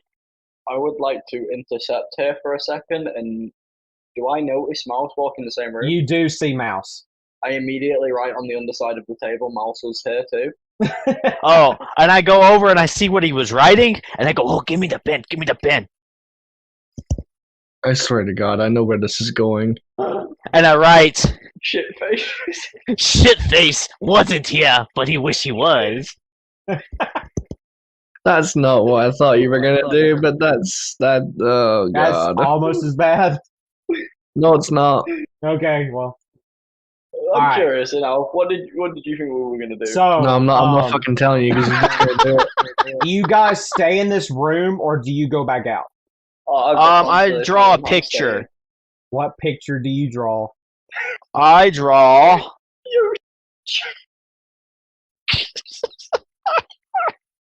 The fact that you're posting this in chat makes He's oh no! Don't draw the Yoshi. For those that don't know, this Norbit posted a perverted Yoshi picture earlier. That wasn't Norbit. That was me. You fucking Rhaegar. Rhaegar posted a perverted Yoshi picture. I was gonna say I'll take full admiration for my picture. In order to I draw that. Oh, no. Next to where I wrote shitface. So you draw a dick picture. And then the word shitface next to it. That's awesome. Well, no, where I already wrote shitface wasn't here, but he wished he was. I put that next to that. Yeah, so you draw a dick pic. Okay. All right. Sure. All right, so do you guys stay in this room or do you leave? I'm staying in it for a little bit longer. I got a couple plans to do. I would like to stay and actually explore the room. Okay. Mouse, specifically, I need you to roll me a perception check. Swag. Wrong number. I'm gonna take the pen back as well. Ooh, I got an 8. Norbit, okay, you can have Norbit, I'm going to give you a choice. Do you want to roll your own perception check or give him the help action and give him advantage for his perception? I'll give him the help action. Okay, Mouse, you'll get advantage on your perception. Swag. Oh, I got the crit! You got a crit? Yes. It is a gift from the gods. You see behind the bookshelf on the right-hand side something that looks abnormal. There looks to be like a pool of blood coming out from underneath the bookshelf. I'm sure that's quite normal. What is all this other bookshelf? Do you go over there to the bookshelf? Yeah, let's go to the bookshelf. I will say with your crit, you also see what looks to be like a book that doesn't belong. You grab the book. How high up is the book? It's at your level. It's at my level? Yes. I pretend that I fall, and I go, Norbit, I'm trying to reach that book. I can't reach it. Can you get it for me? And I point at the book, as just he in turns case. around and looks at Norbit, I'm also drawing on the desk still. And I draw this.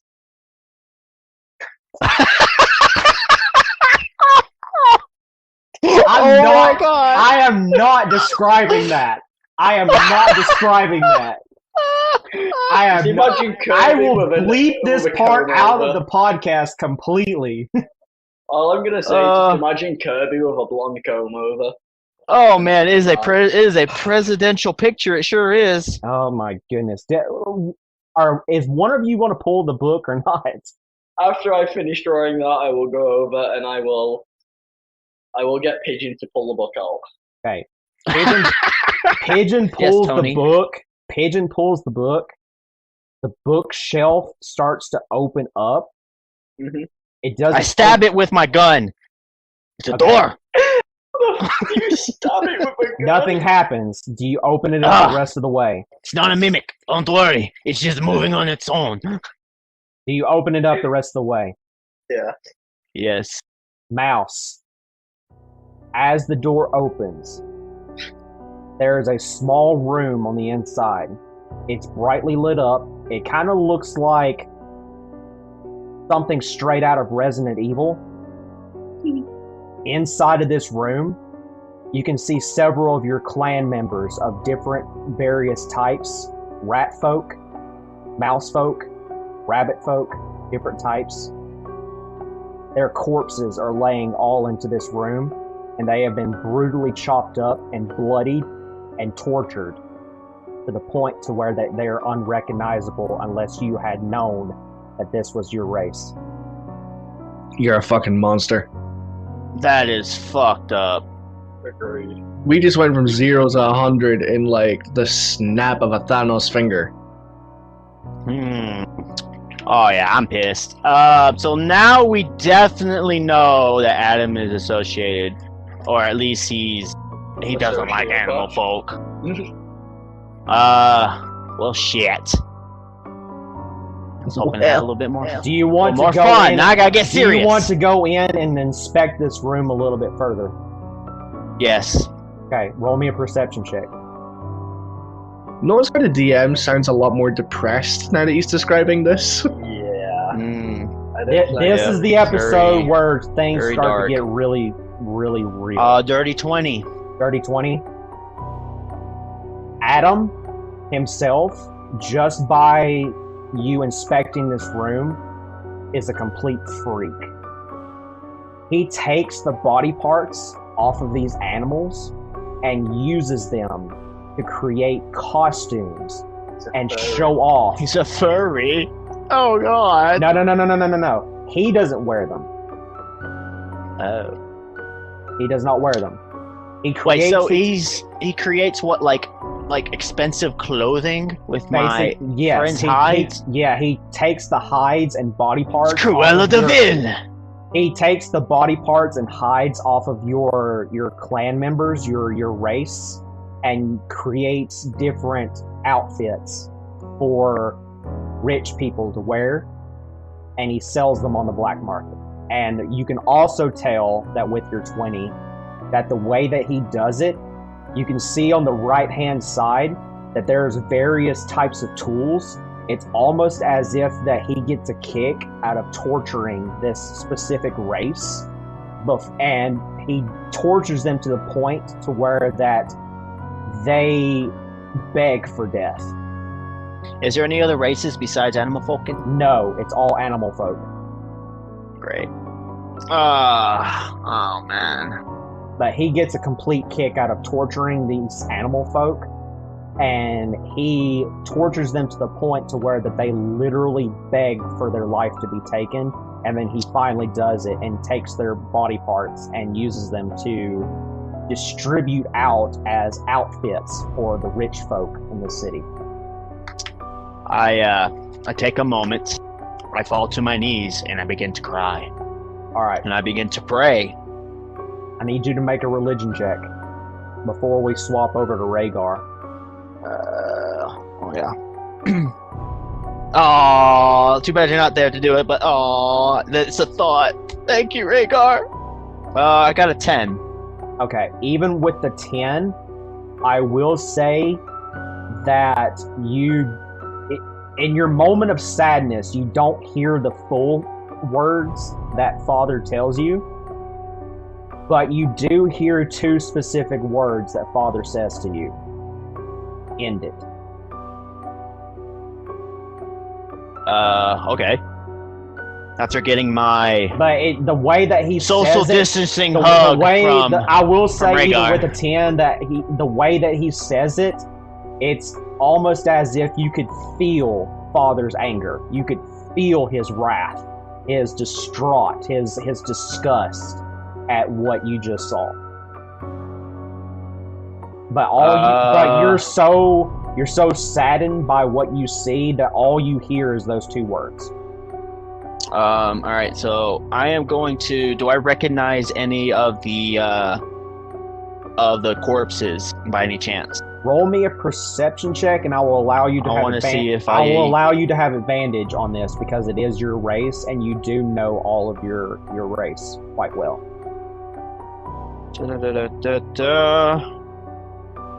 18. 18.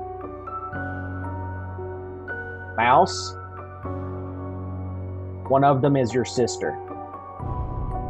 I have a... You do have a sister. Damn!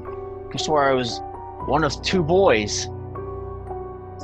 Or one of 3 boys. Yeah. So the way that you know that this is your sister. Okay. Is like you specifically didn't know that you had a sister, but the way that you found out was the fact that the pendant that she's wearing around her neck, which I'm going to describe to you exactly what you see. The bottom half of her corpse is gone. It's only the upper portion.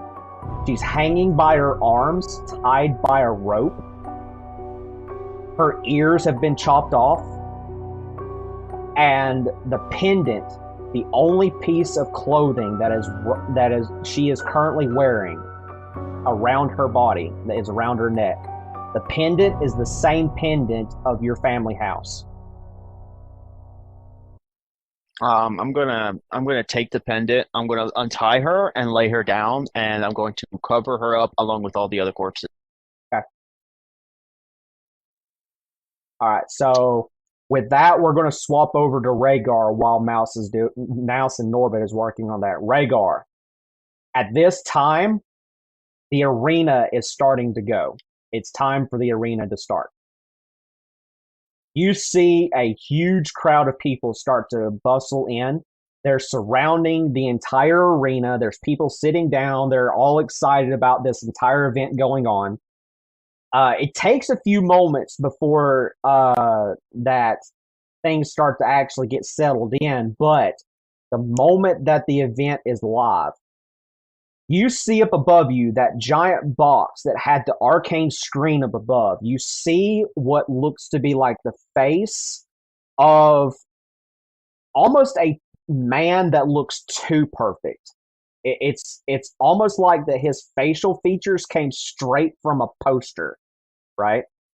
He looks down at the audience and he says, everyone with a booming voice says, "Welcome one and all to the fight of the evening, the Monster Arena!" And you hear everybody burst into applause and cheers and shouting. It's an exciting time right now. It says, "First up, we have 2 contendants." And I've got to make a roll. Do 1d8. Okay. We already know what one of them is, but I got to roll the other one to see what he's going to go up against. Now, here's how we're going to do this as well. I'm going to ask Mouse or Norbit this specific question. Do you send the text message of the stats to Rhaegar? Yes. Okay. Yeah, I agree with you. Okay. Also, if we're sending text messages, can I also explain what we found? I will say that you can do that as well. Thank you. Okay, so Rhaegar, you receive a text message as the announcer makes his first portion of his announcement. The text message is read. It has an attachment on it, and it also has a message on it. Do you read the message and do you look at the attachment? Yeah. Okay. The text message goes as followed. We have found something distraught. My family has been destroyed. And this is coming from Mouse. And you also see an attachment, and it's an attachment of the stats for the owlbear and what had happened to him as they were down there getting ready to prepare him to, for your deal that you made. So you know all the enhancements and everything. So what's going to happen is I'm going to roll to see what monster you're going to fight up against first. You are going to roll initiative, and you are going to play as the owlbear. Oh, fuck. Okay? So I'm going to roll, and I'm going to tell you what monster you're going to fight as the announcer. Okay, so the roll has been made, and I have the monster. Alright, so as soon as I make the announcement, you're going to roll initiative against me. Ladies and gentlemen, I present to you, in the left corner, the one, the giant, the magnificent owlbear! And you see coming out from the left side of the cage, towards where the forest area is at, there's this giant owlbear. It's massive, it's humongous, but it looks odd to you. It doesn't look like any owlbear you've ever seen before, and you can assume that this is because of the fact that they enhanced it and made it stronger, so it looks like it's ready to fight. It's ready to go. Then you hear the announcer go again, and in the right corner, we have the mysterious, the dark, the all-terrifying Basilisk. And then you see coming out from the volcano area this giant snake-like creature. It's not crawling on its belly, it's walking on 4 legs, but it looks to be like a reptilian type creature, and it snaps in the air and it starts to growl. And I need you to roll initiative against me, Rhaegar. And he's about to fight. Okay, I rolled a 6. 17. 17. You are first, my good sir. So, you are in the forest area, and I've got the map ready to go. So, we're going to do this in 2 different colors. So, I'm going to be red, and you're going to be blue. So, the red is the volcano area. Mm-hmm. Okay. And then the blue is going to be the forest area. Okay. So the entire space that you're currently standing on as the owlbear is completely surrounded by forest. It's like trees everywhere. There's a small little pond in the center of it. And then there's 2 bridges, one going to the right and one going to the left. Now, the size of this circle is basically, in order to get to the bridge of currently where you're standing at, you're going to have to make 2 full dash actions. And the speed is on the stat sheet of your owlbear. So just look at the speed, and you'll have to make 2 full dash actions just to get to the start of the bridge on the closest side to you. The furthest side, you have to make 4 dash actions. That tells you how big this area is. It's basically the same for me as well. It's going to take some time before our monsters are going to get to one another. But we're going to have to spend most of our time doing dash actions just to get to one another to fight. Okay? But you're first. What do you do? I'm going to do a full dash action towards the right-hand bridge on the map. Okay. So I'm going to say you're halfway there. I am going to erase that. Okay.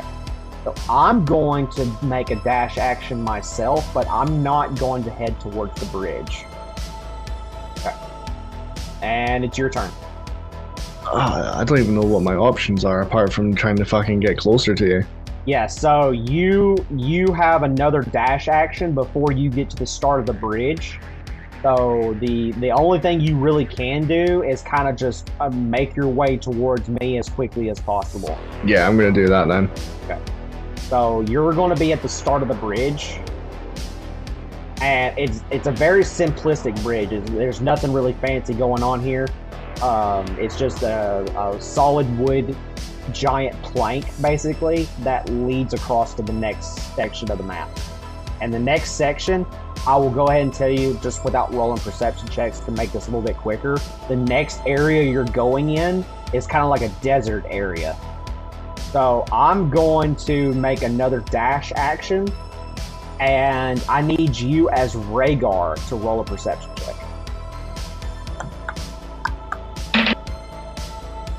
Uh, 12. Okay. You see the basilisk jump into the water and disappear. Okay. Okay. I'm assuming it's your turn? Yeah, that was my turn. I had to make a full dash action in order to get into the water. Okay. I'm gonna retreat back in to the area that I'm in. Okay. Alright. So you're gonna use a full dash to run back in? Yeah. Okay. Alright. So now on my turn, I make a movement, but you don't see where he's Yeah. So swap back over to your turn. I'd like to ready an action. Okay. So I make my movement, and I move to an area that's unknown to you, and then we're back up to you, unless you want to use your readied action for something. No, I'm gonna hold. Okay, so it's back to your turn. Do you want to ready an action again? Oh my god. Yeah, this is a big arena. This is a massive arena. Can the owlbear use perception? Yes. Oh, hold on a minute. Hold on a fucking minute. Yep. So you... On its stats, it's got keen sight and smell. Yes. Yeah, that's what I meant by when you asked that question. If you have perception, you basically have stats that give you advantage on that. So you I want to see if I can sort of either smell the basilisk or see it. Okay. Looking for ripples in the water or something. Yeah. Crit. Okay. You see at about, I want to say about 80 to 100 feet away from you in the water, you see ripple effects coming your way. So what would essentially be a full dash action? For me then? I think your speed is... It's 40. 40, so 80 feet. So you could essentially get to the exact spot that you saw the ripple effects at. Nah, I'm gonna stay here, because if that is a full dash action between me and those ripples, that's a fair distance. Okay. So I'm going to make a movement, and I'm going to say with your crit, you see it. But it moves to where it's now roughly about 45 feet away from you. It's closer to the bridge. Can I back up 20 feet? Yes. I'm not gonna move it because that I said, this map is massive, so we'll just say you back up 20 feet. All right. So you see coming out of the water, the basilisk leaps out about 40 feet and then runs towards you. It can't attack you, but it is going to use one of its special abilities. And what I need you to do, Rhaegar, is I need you to roll a Constitution saving throw. So that would be a D20 plus 3 for the owlbird? Yes. For the owlbear, it'll be D20 plus 3. 15. 15? You just pass. So you look into the eyes of this basilisk, and it starts to glow like a crystal white color, and then you shake it off, and nothing happens. It tried to petrify me then. It's your turn. Okay. What's the range on my attack since they're both melee based? You have to be up in his face in order to get to it, so it has to be within 5 feet in order to do it. But you are enhanced. Okay. I want to get up in its face. Okay. So you, because of your enhancements, you get 2 attacks, and both attacks are going to be +7 to hit. So it's going to be 1d20 +7 to see if you can hit. Okay, and I can do that twice. And you can do that twice. You can do a beak attack and a claw attack. That's your 2 attacks. I'm gonna do claw because it looks like that does the most damage. Okay. So first one does a 24 hit. 24 does hit. Yes, sir. Okay, so the claws are 2d8. Where the fuck did my d8 go? Here we go. 2d8, and what is it? It's +5. Yes, sir. 2d8 so I've got 4 plus 4 is 8 plus 5 is 13. 13? Okay. You go in and slash with your claw against this basilisk's face, and you see a really nice gash go across, and it's starting to bleed a little bit, but it's still up and alive and moving around. Okay, make your second attack. Yes. Okay, go ahead. And that's a 16. That just hits. Okay. That's going to be claws again. Just the same attack. Yes, sir. So that's a 7 plus a 5 is 12 plus another 5 is 17. Okay. It's looking pretty messed up right now. It's looking pretty bad. It's not happy that this owlbear just clawed the mess out of him. Alright, so I'm going to attack you first. And I miss on the bite attack. So you see this basilisk try to snap at the owlbear, but the owlbear kind of just sidesteps it and dodges out of the way. It is now your turn again. Can I try and attack it? Can I attack specific points on the basilisk? You can, yes. Okay, I want to try and claw its legs. Mainly its rear legs. Okay. Alright, go ahead and make your attack roll. So 23. 23, that hits. That's a hit. And damage is going to be 5 plus 7, which is 12, plus another 5 is 17. Okay. This basilisk is, and I quote, on death's door. I hate you so fucking much. So basically, like, does that yes? Does that impair its movement, or does that take its leg out? I will say that you do take one of the legs out. And I will also say that because you take out one of its legs with such high damage, that you have. Was that your first attack or second attack? That was the first. Okay, so I'm not going to give it bleed damage just because you have one more attack left. So if you hit, it's dead. It's just straight up dead. Oh, okay. Because I'm going to be switching to the bite attack, if this hits and it does kill it, can I narrate the death? Yes, you most certainly can. Okay, so the owlbear is going to use the bite attack and does a... What'd you roll? I rolled a crit. You rolled a crit. Okay. Yeah. Describe to me what happens.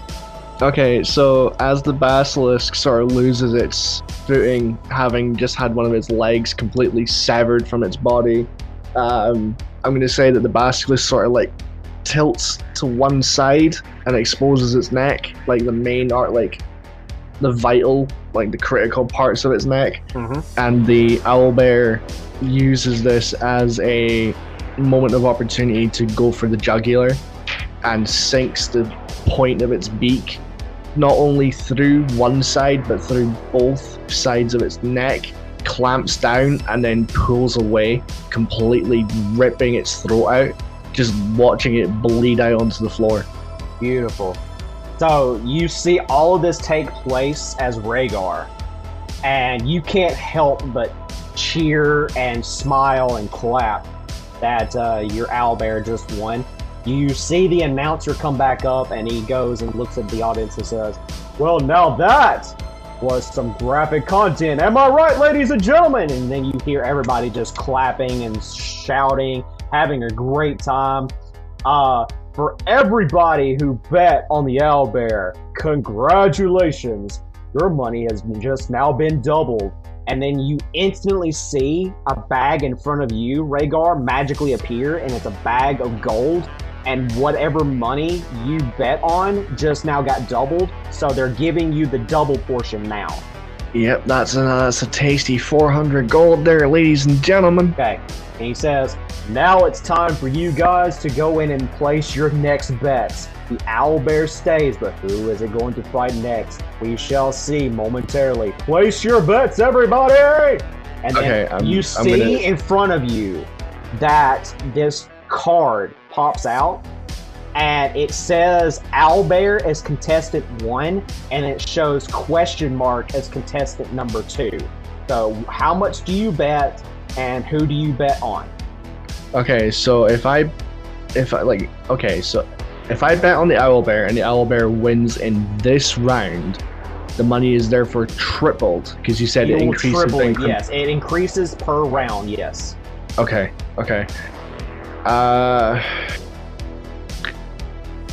I'm gonna bet 300. 300. Okay. On the owlbear to win. Okay. Awesome. All right. So you place the gold onto the floating screen in front of you that shows you the bets. The screen absorbs the gold into itself and then closes itself up and then opens back up and says 300 on owlbear and then closes itself back again. You see other people doing the same thing with their screens. They're placing bets on who they think they're going to win and everything. And once the bets are all placed in, you hear the announcer come back and goes, "And that's it, ladies and gentlemen. The bets have been placed. The monsters are ready to fight. Let's go to round 2.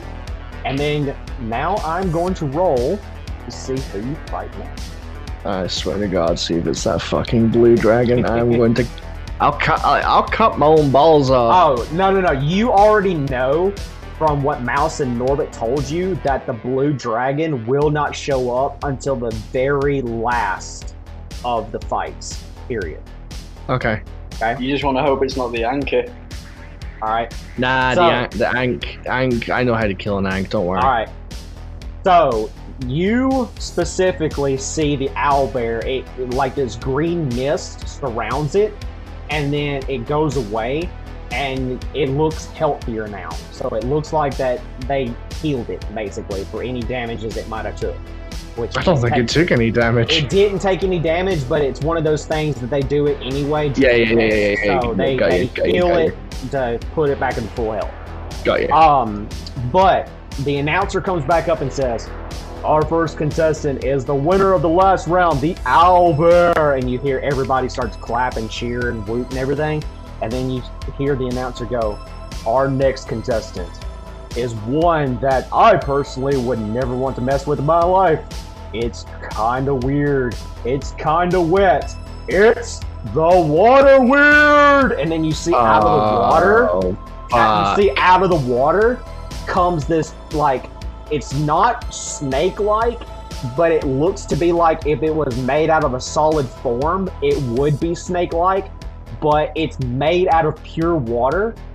And its eyes are like this crystallized yellow color. But that's all you can see out of it. It's just like this moving water-shaped snake kind of thing. And then its eyes are just solid yellow. So now roll initiative against me again.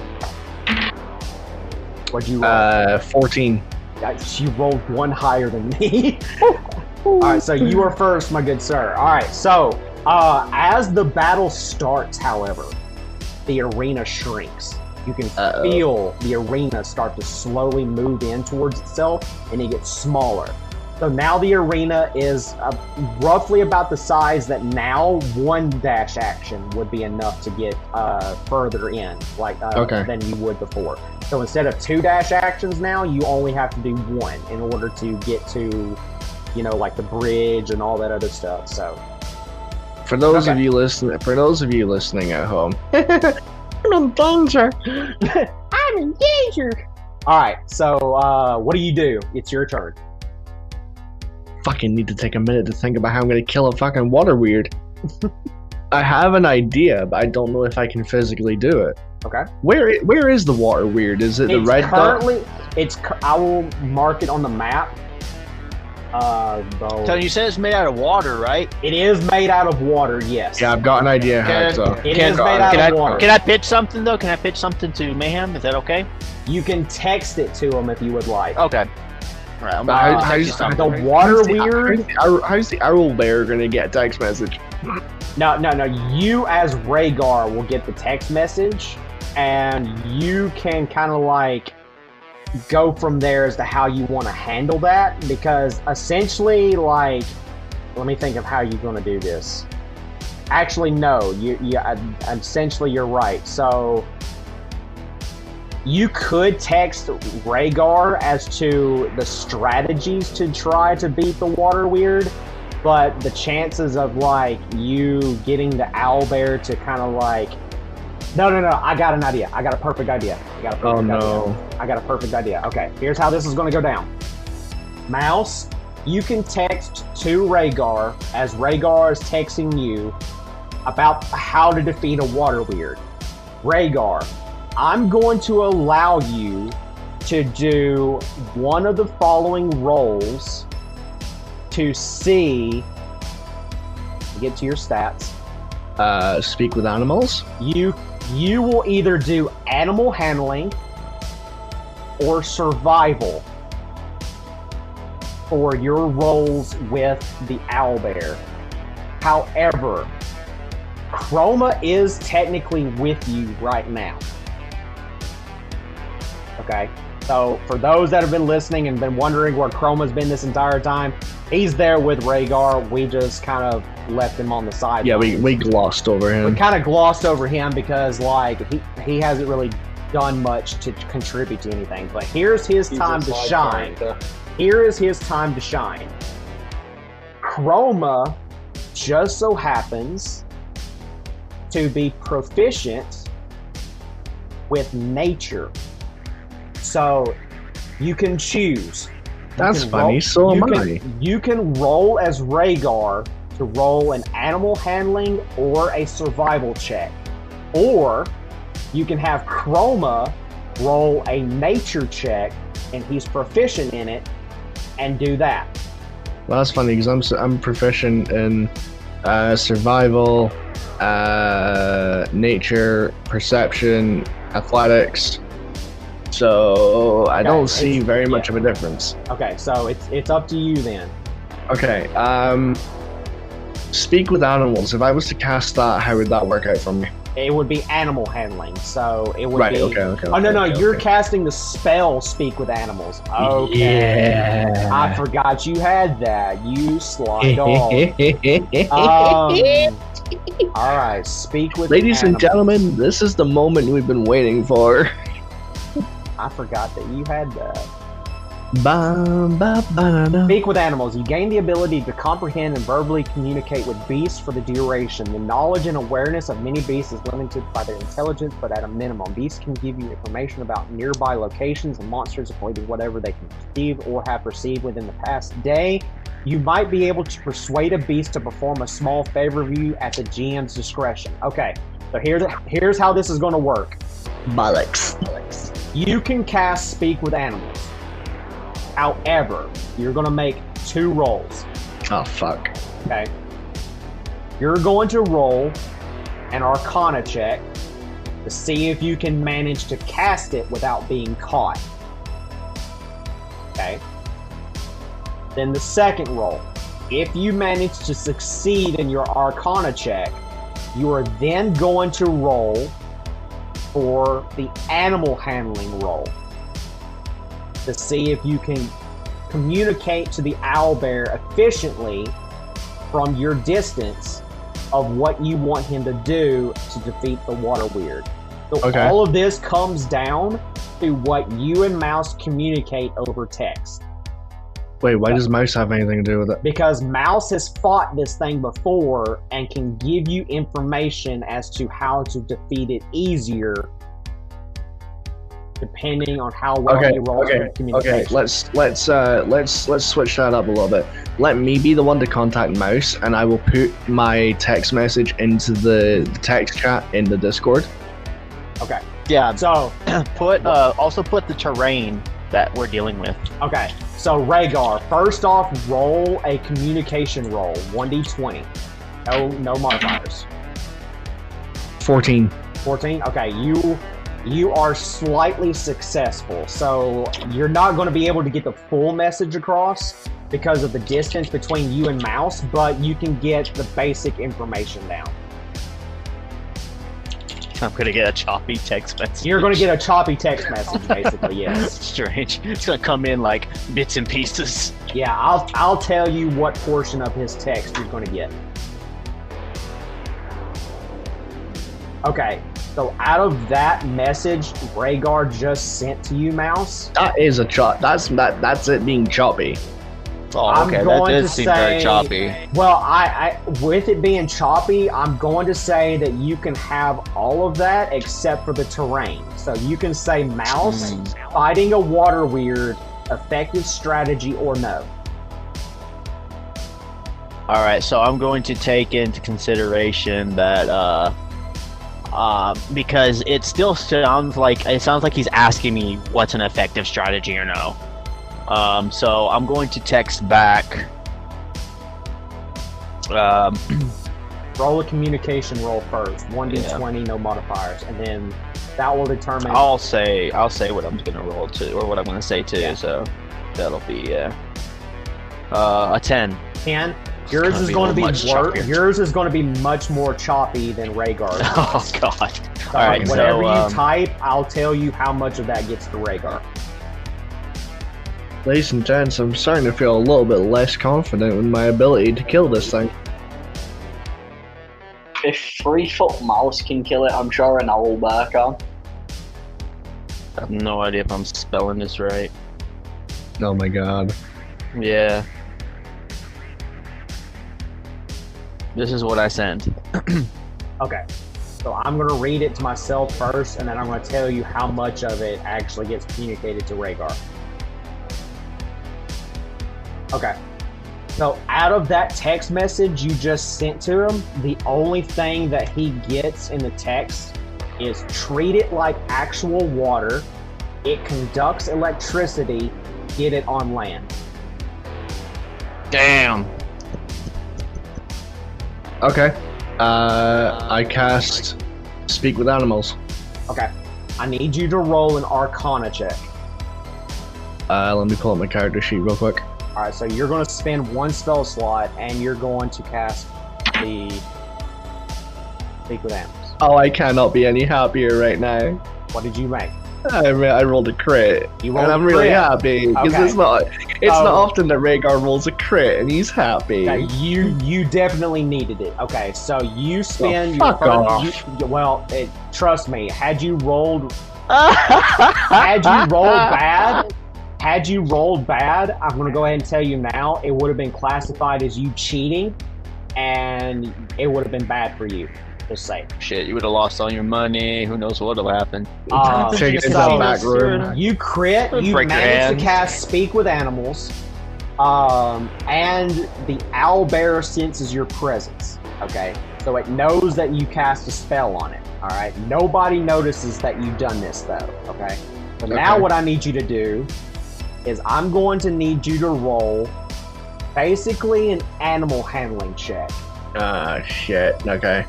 Okay. Here comes Rhaegar's first ever animal handling check in the entire campaign. So let's see how it goes. Does a 17 work? A 17 just works. You're right on the money. Just Damn. Right on the money. Oh, owlbear must be really hard to fucking control. Yeah, it's smart. It's part owl, so it's intelligent. Like, you know, owls are supposed to be like the wisest. Oh, okay. Yeah. So, Rhaegar, tell me exactly what you communicate to the owlbear. Okay. You want me to put it in the chat? Or you want me to just say it? I want you to say it verbatim. This is like you are speaking with your mind to the owlbear, and whatever you say, the owlbear is going to basically take that message and do whatever you tell it to do. Okay, cheeky question for the DM, and I'm not expecting this to work. But if it does, this is amazing. Sure. Can I get any sort of boost because it's the advice is coming from an animal folk? No.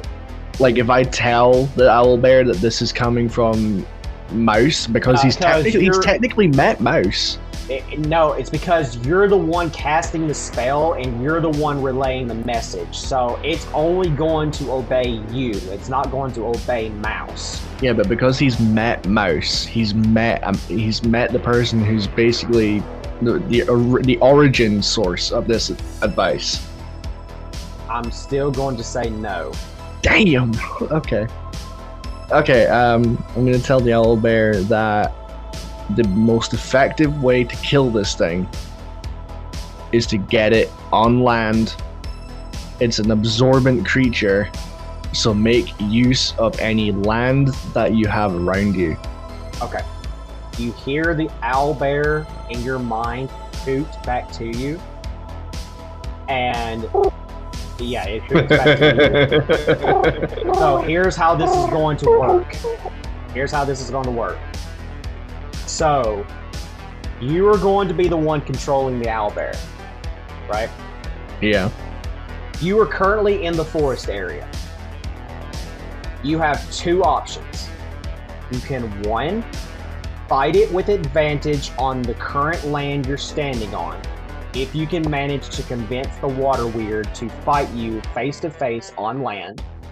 Or two, I'm going to let you roll a deception check for the owlbear, and you're going to try to deceive the water weird to follow it into either the volcanic land or the sand land.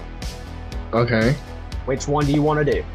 Deception, straight off the bat. Don't even have to think about it. You're not using your stats. You're using the stats of the owlbear.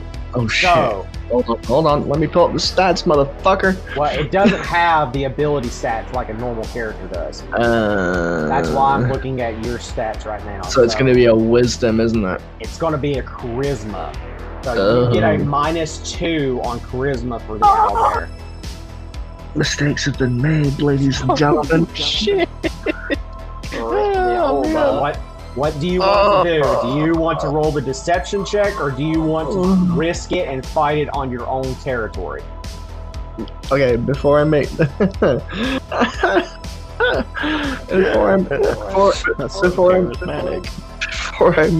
roll, can I make another roll? What's the roll? Can I make a perception check on the area that we're currently standing in?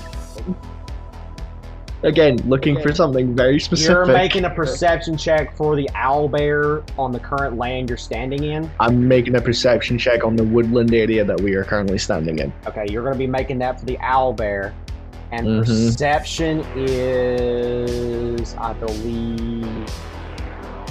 It's wisdom. Wisdom base, yes. Okay, so you're going to be rolling a 1d20 plus 1 for its plus perception. 1. Yep. Okay. And again, I'm looking for something like very specific. Okay, sure. Does a 19 work? Unfortunately, it does.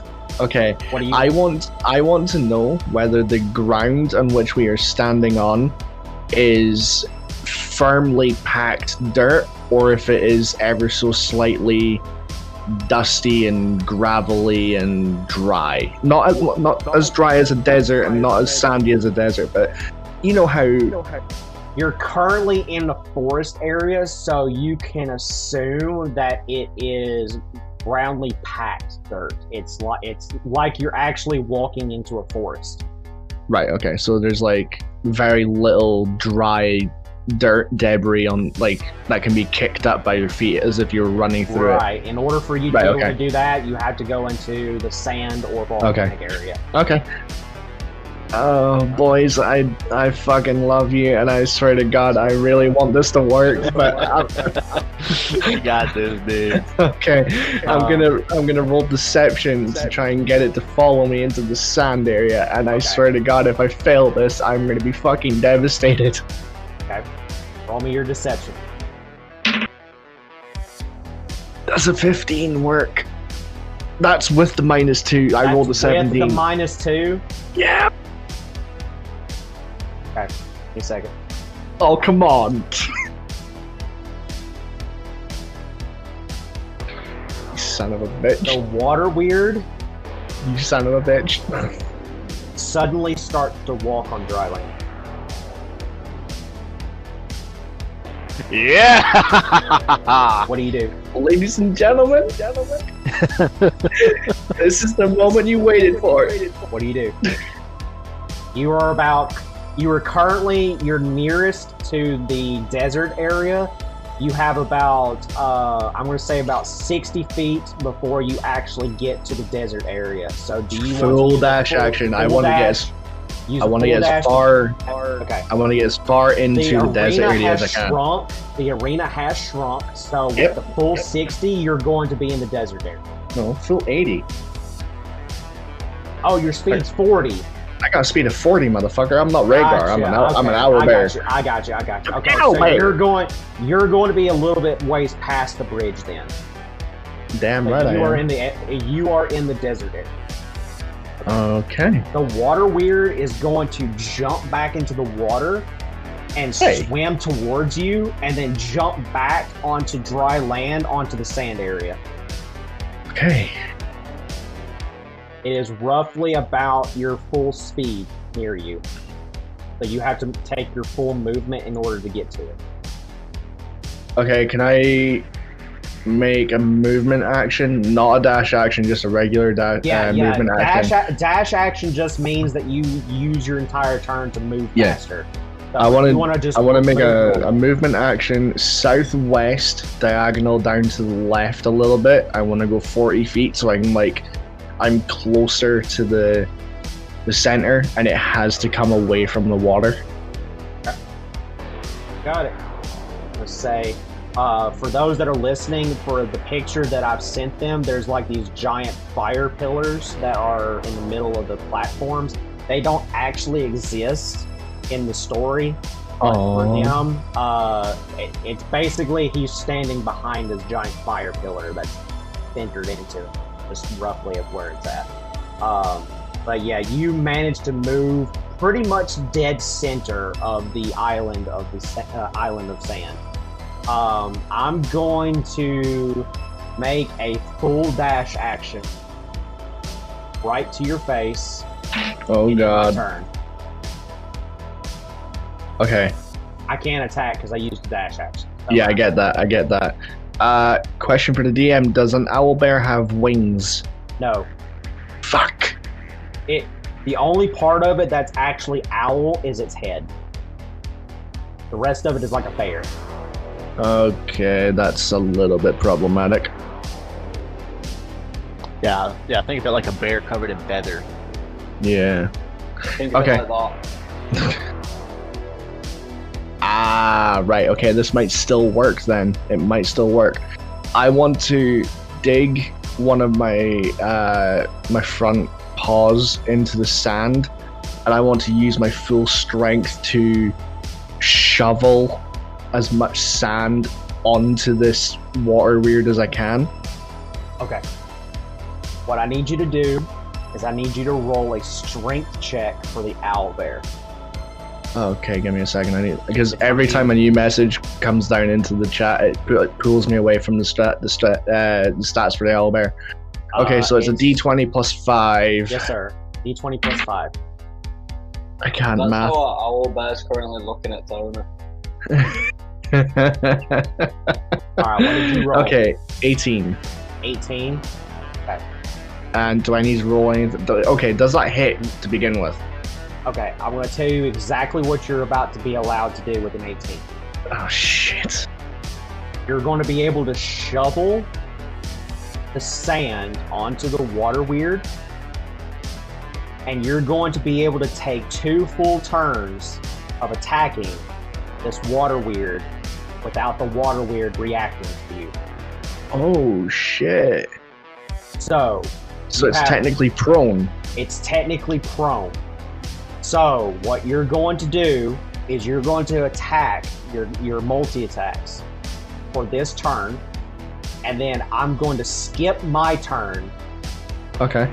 And you're going to go straight into your turn again. Okay. Okay. All right. So go ahead and make your attacks. So that's like 4 attacks total. That's like 2 attacks and 2 attacks, right? Yep. Basically, yes. Yep. It's like unless he lets you do it on your second turn again, and then you just keep doing it, and it's a never-ending cycle. No, well, it wouldn't be know. like that. No, it wouldn't be like that. Not wrong. Damn, no loophole. Okay, no okay. loopholes, So the no. first roll does an 18 hit. Not yet. Yes, it does. Okay, so damage is going to be 3 plus 8 is 11 plus 5 is 16. Okay. And then does a 24 obviously hits. Yes, sir. Damage is going to be 7 plus 6 is 13 plus 8 is 18. so plus the 16 that I got before, that's 34. Okay. So that's the first turn. I'm basically prone, and I can't roll out of it because I'm at disadvantage anyway. And my stats for it would basically counteract me being able to get up from it. So go ahead and skip to your turn. Make your next 2 attacks. Okay, that was a critical fail. So the first one's obviously not going to hit. That one. Okay. And does a 16 hit. Yes, that hits. Okay. So we've got 2 and a 5 is 7 plus another 5 is 12 damage. Okay. It's looking pretty bad. Huh? It's looking pretty bad. it's not dead. It's looking really bad. Alright, so the water weird is going to definitely come out of being prone, and it's going to make an attack against you. It's gonna fucking kill me. Did you move? Did you make a move or anything? No, he's still standing in the same spot. I'm an idiot. Alright, so why didn't you move? the water weird, Thought it was gonna kill it. you see the water weird wrap around the owlbear and start to constrict it. The owlbear is now classified as grappled. Okay, and I'm going to roll my damage for it and tell you how much the owlbear is going to take. So 6 plus 4, Fucking motherfucker. 10, 11, 12, 13, 15. It does 18 points of damage to the owlbear. Ow. Okay, and the owlbear is now grappled. Okay, what does that mean for me? On your turn, you get to roll to see if you can escape. You're going to roll a strength check. I will tell you the DC is DC 13. So you have to roll a DC 13 or higher in order to get out of being grappled.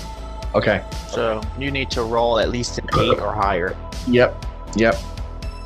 Okay, so it's back to the owlbear's turn? Yes, it's your turn. If you get out of being grappled, you will be able to attack. Okay. 16, thank God. 16? Okay. Go ahead and make your attack. Can I... am I allowed to do the same thing I just did? You do not get 2 attacks. You only get 1 attack, or I will allow you to attempt to do what you did before. If I attempt to do what I did before, are you going to make it more difficult for me? Yes. You dickhead. It's because of the situation of you being grappled. If you had not been grappled, then it would have been different. But because you just got to being grappled, I'm giving you the choice of either attacking it, knowing that it could potentially finish it off now, or do what you did before and guarantee that you can go in and kill it. But it's still going to be more difficult than before just because you got out of being grappled. So what do you want to do? I want to try the original tactic. Okay. So I need you to roll me a strength check. Strength check. 18. 18? Okay, you do it. So basically, I'm going prone again, but you only get one turn this time. Oh. You only get the 2 attacks. Fuck me, this fight's a roller coaster of emotions. So go ahead and make your 2 attacks and see if you can kill it. Okay, 2 attacks. Does a 26 hit? No, it has a AC of like 40. Yes, it hits it. Like, God, just forget it. Okay. Damage of 1 plus 7 is 8 plus another, what was it, 5? That's 13. 13? You see you're out. Okay, I want you to describe to me how you kill it. I want you to describe to me how you kill it. Because oh god. I didn't realize that killed it. I thought I was going to have to make another attack. You killed it by literally 1 point. Oh my god, okay. Oh god, okay, I wasn't prepared for this. I want to say that as the water weird starts to look a lot more muddy in substance because of all the dirt that's been thrown onto it, the final swipe from the owlbear's claw just completely breaks the creature down into nothing but molecules, and you just see this splatter pattern of lifeless liquid like just cover the immediate area and slowly begin to evaporate into the sand, because, and you know, obviously turn into vapor because of the heat of the area as well. Okay. All right. So as soon as that happens, you see the owlbear completely just demolish this water weird. The announcer comes back up and he says, "Well, looky there, ladies and gentlemen, the owlbear has what, and you hear him stutter, and it goes, dit, dit, dit, dit, dit, and it keeps repeating those same one over again, and it looks like it's frozen, right? You instantly see a glitch on the screens. It starts to move and shift. The face changes. The face that appears on the screen now is the face that you cannot see. It's covered by a cloak. It's hidden. All you can see is what looks to be like the end of a snout. Okay? Yeah. He looks up. Rhaegar, roll me a perception check. Oh, shit. Okay. 19. 19. This is the face of your brother. No. He looks down into the audience and says, "I hear that Rhaegar is amongst them. Oh, shit. I propose a challenge. Oh, shit. I propose my beast against yours." Shit. Immediately, you hear a rumble coming from the arena, from the floor in the center. It opens up, and you see rising from the ground this the blue dragon wormling, roaring, spewing fire everywhere, blue flames going in all directions. And that's where we'll end our session. Can I at least get my money first? I'd feel a lot happier ending this session knowing that I got my money. Can I have my money? DM, you're not answering me. I guess we'll find out next time, ladies and germs. I want to die rich. What's going on, everybody? My name is the MacLeod93 and I play as Rhaegar, the Dragonborn Barbarian, over here on the Dirty 20 podcast. If you'd like to see more of me, then feel free to head on over to my streaming channel, twitch.tv/TheMayhemVote93. As well as that, you can always check out my own tabletop role-playing podcast, Guardian Down, on YouTube. The channel name is the exact same thing, just without the 93. I hope you enjoyed the podcast, ladies and gentlemen, because we've had a great time creating it for you, and we would love to hear some feedback down in the comments below. Hello, my name's Ellis, otherwise known as Eli in the Discord of the Dirty 20 podcast. I play Norbert as well as one other character for a short time, and if you want to find me anywhere else, twitch.tv/LSCW. If you want to come hang out with me there. And I hope you enjoy the podcast. Are you seeking some slick new gaming gear to add to your arsenal? Our friends over at Inked Gaming have developed their site into a one-stop shop for all of your tabletop gaming needs. From vibrant-looking dice to cleverly designed dice bags to sweet sleeves, playmats, and a whole lot more. Their site is rich with quality goods that will help you up your game. Team Inked has been a friendly, reliable supplier to the gaming community for nearly 10 years, and we want them to continue growing for the next 100. In fact, we love their products so much that they didn't even approach us to promote them on our podcast. We wanted to utilize our affiliation with Inked to let people know about their gear. So head on over to inkedgaming.com today and get your hands on some awesome gear that matches your game and your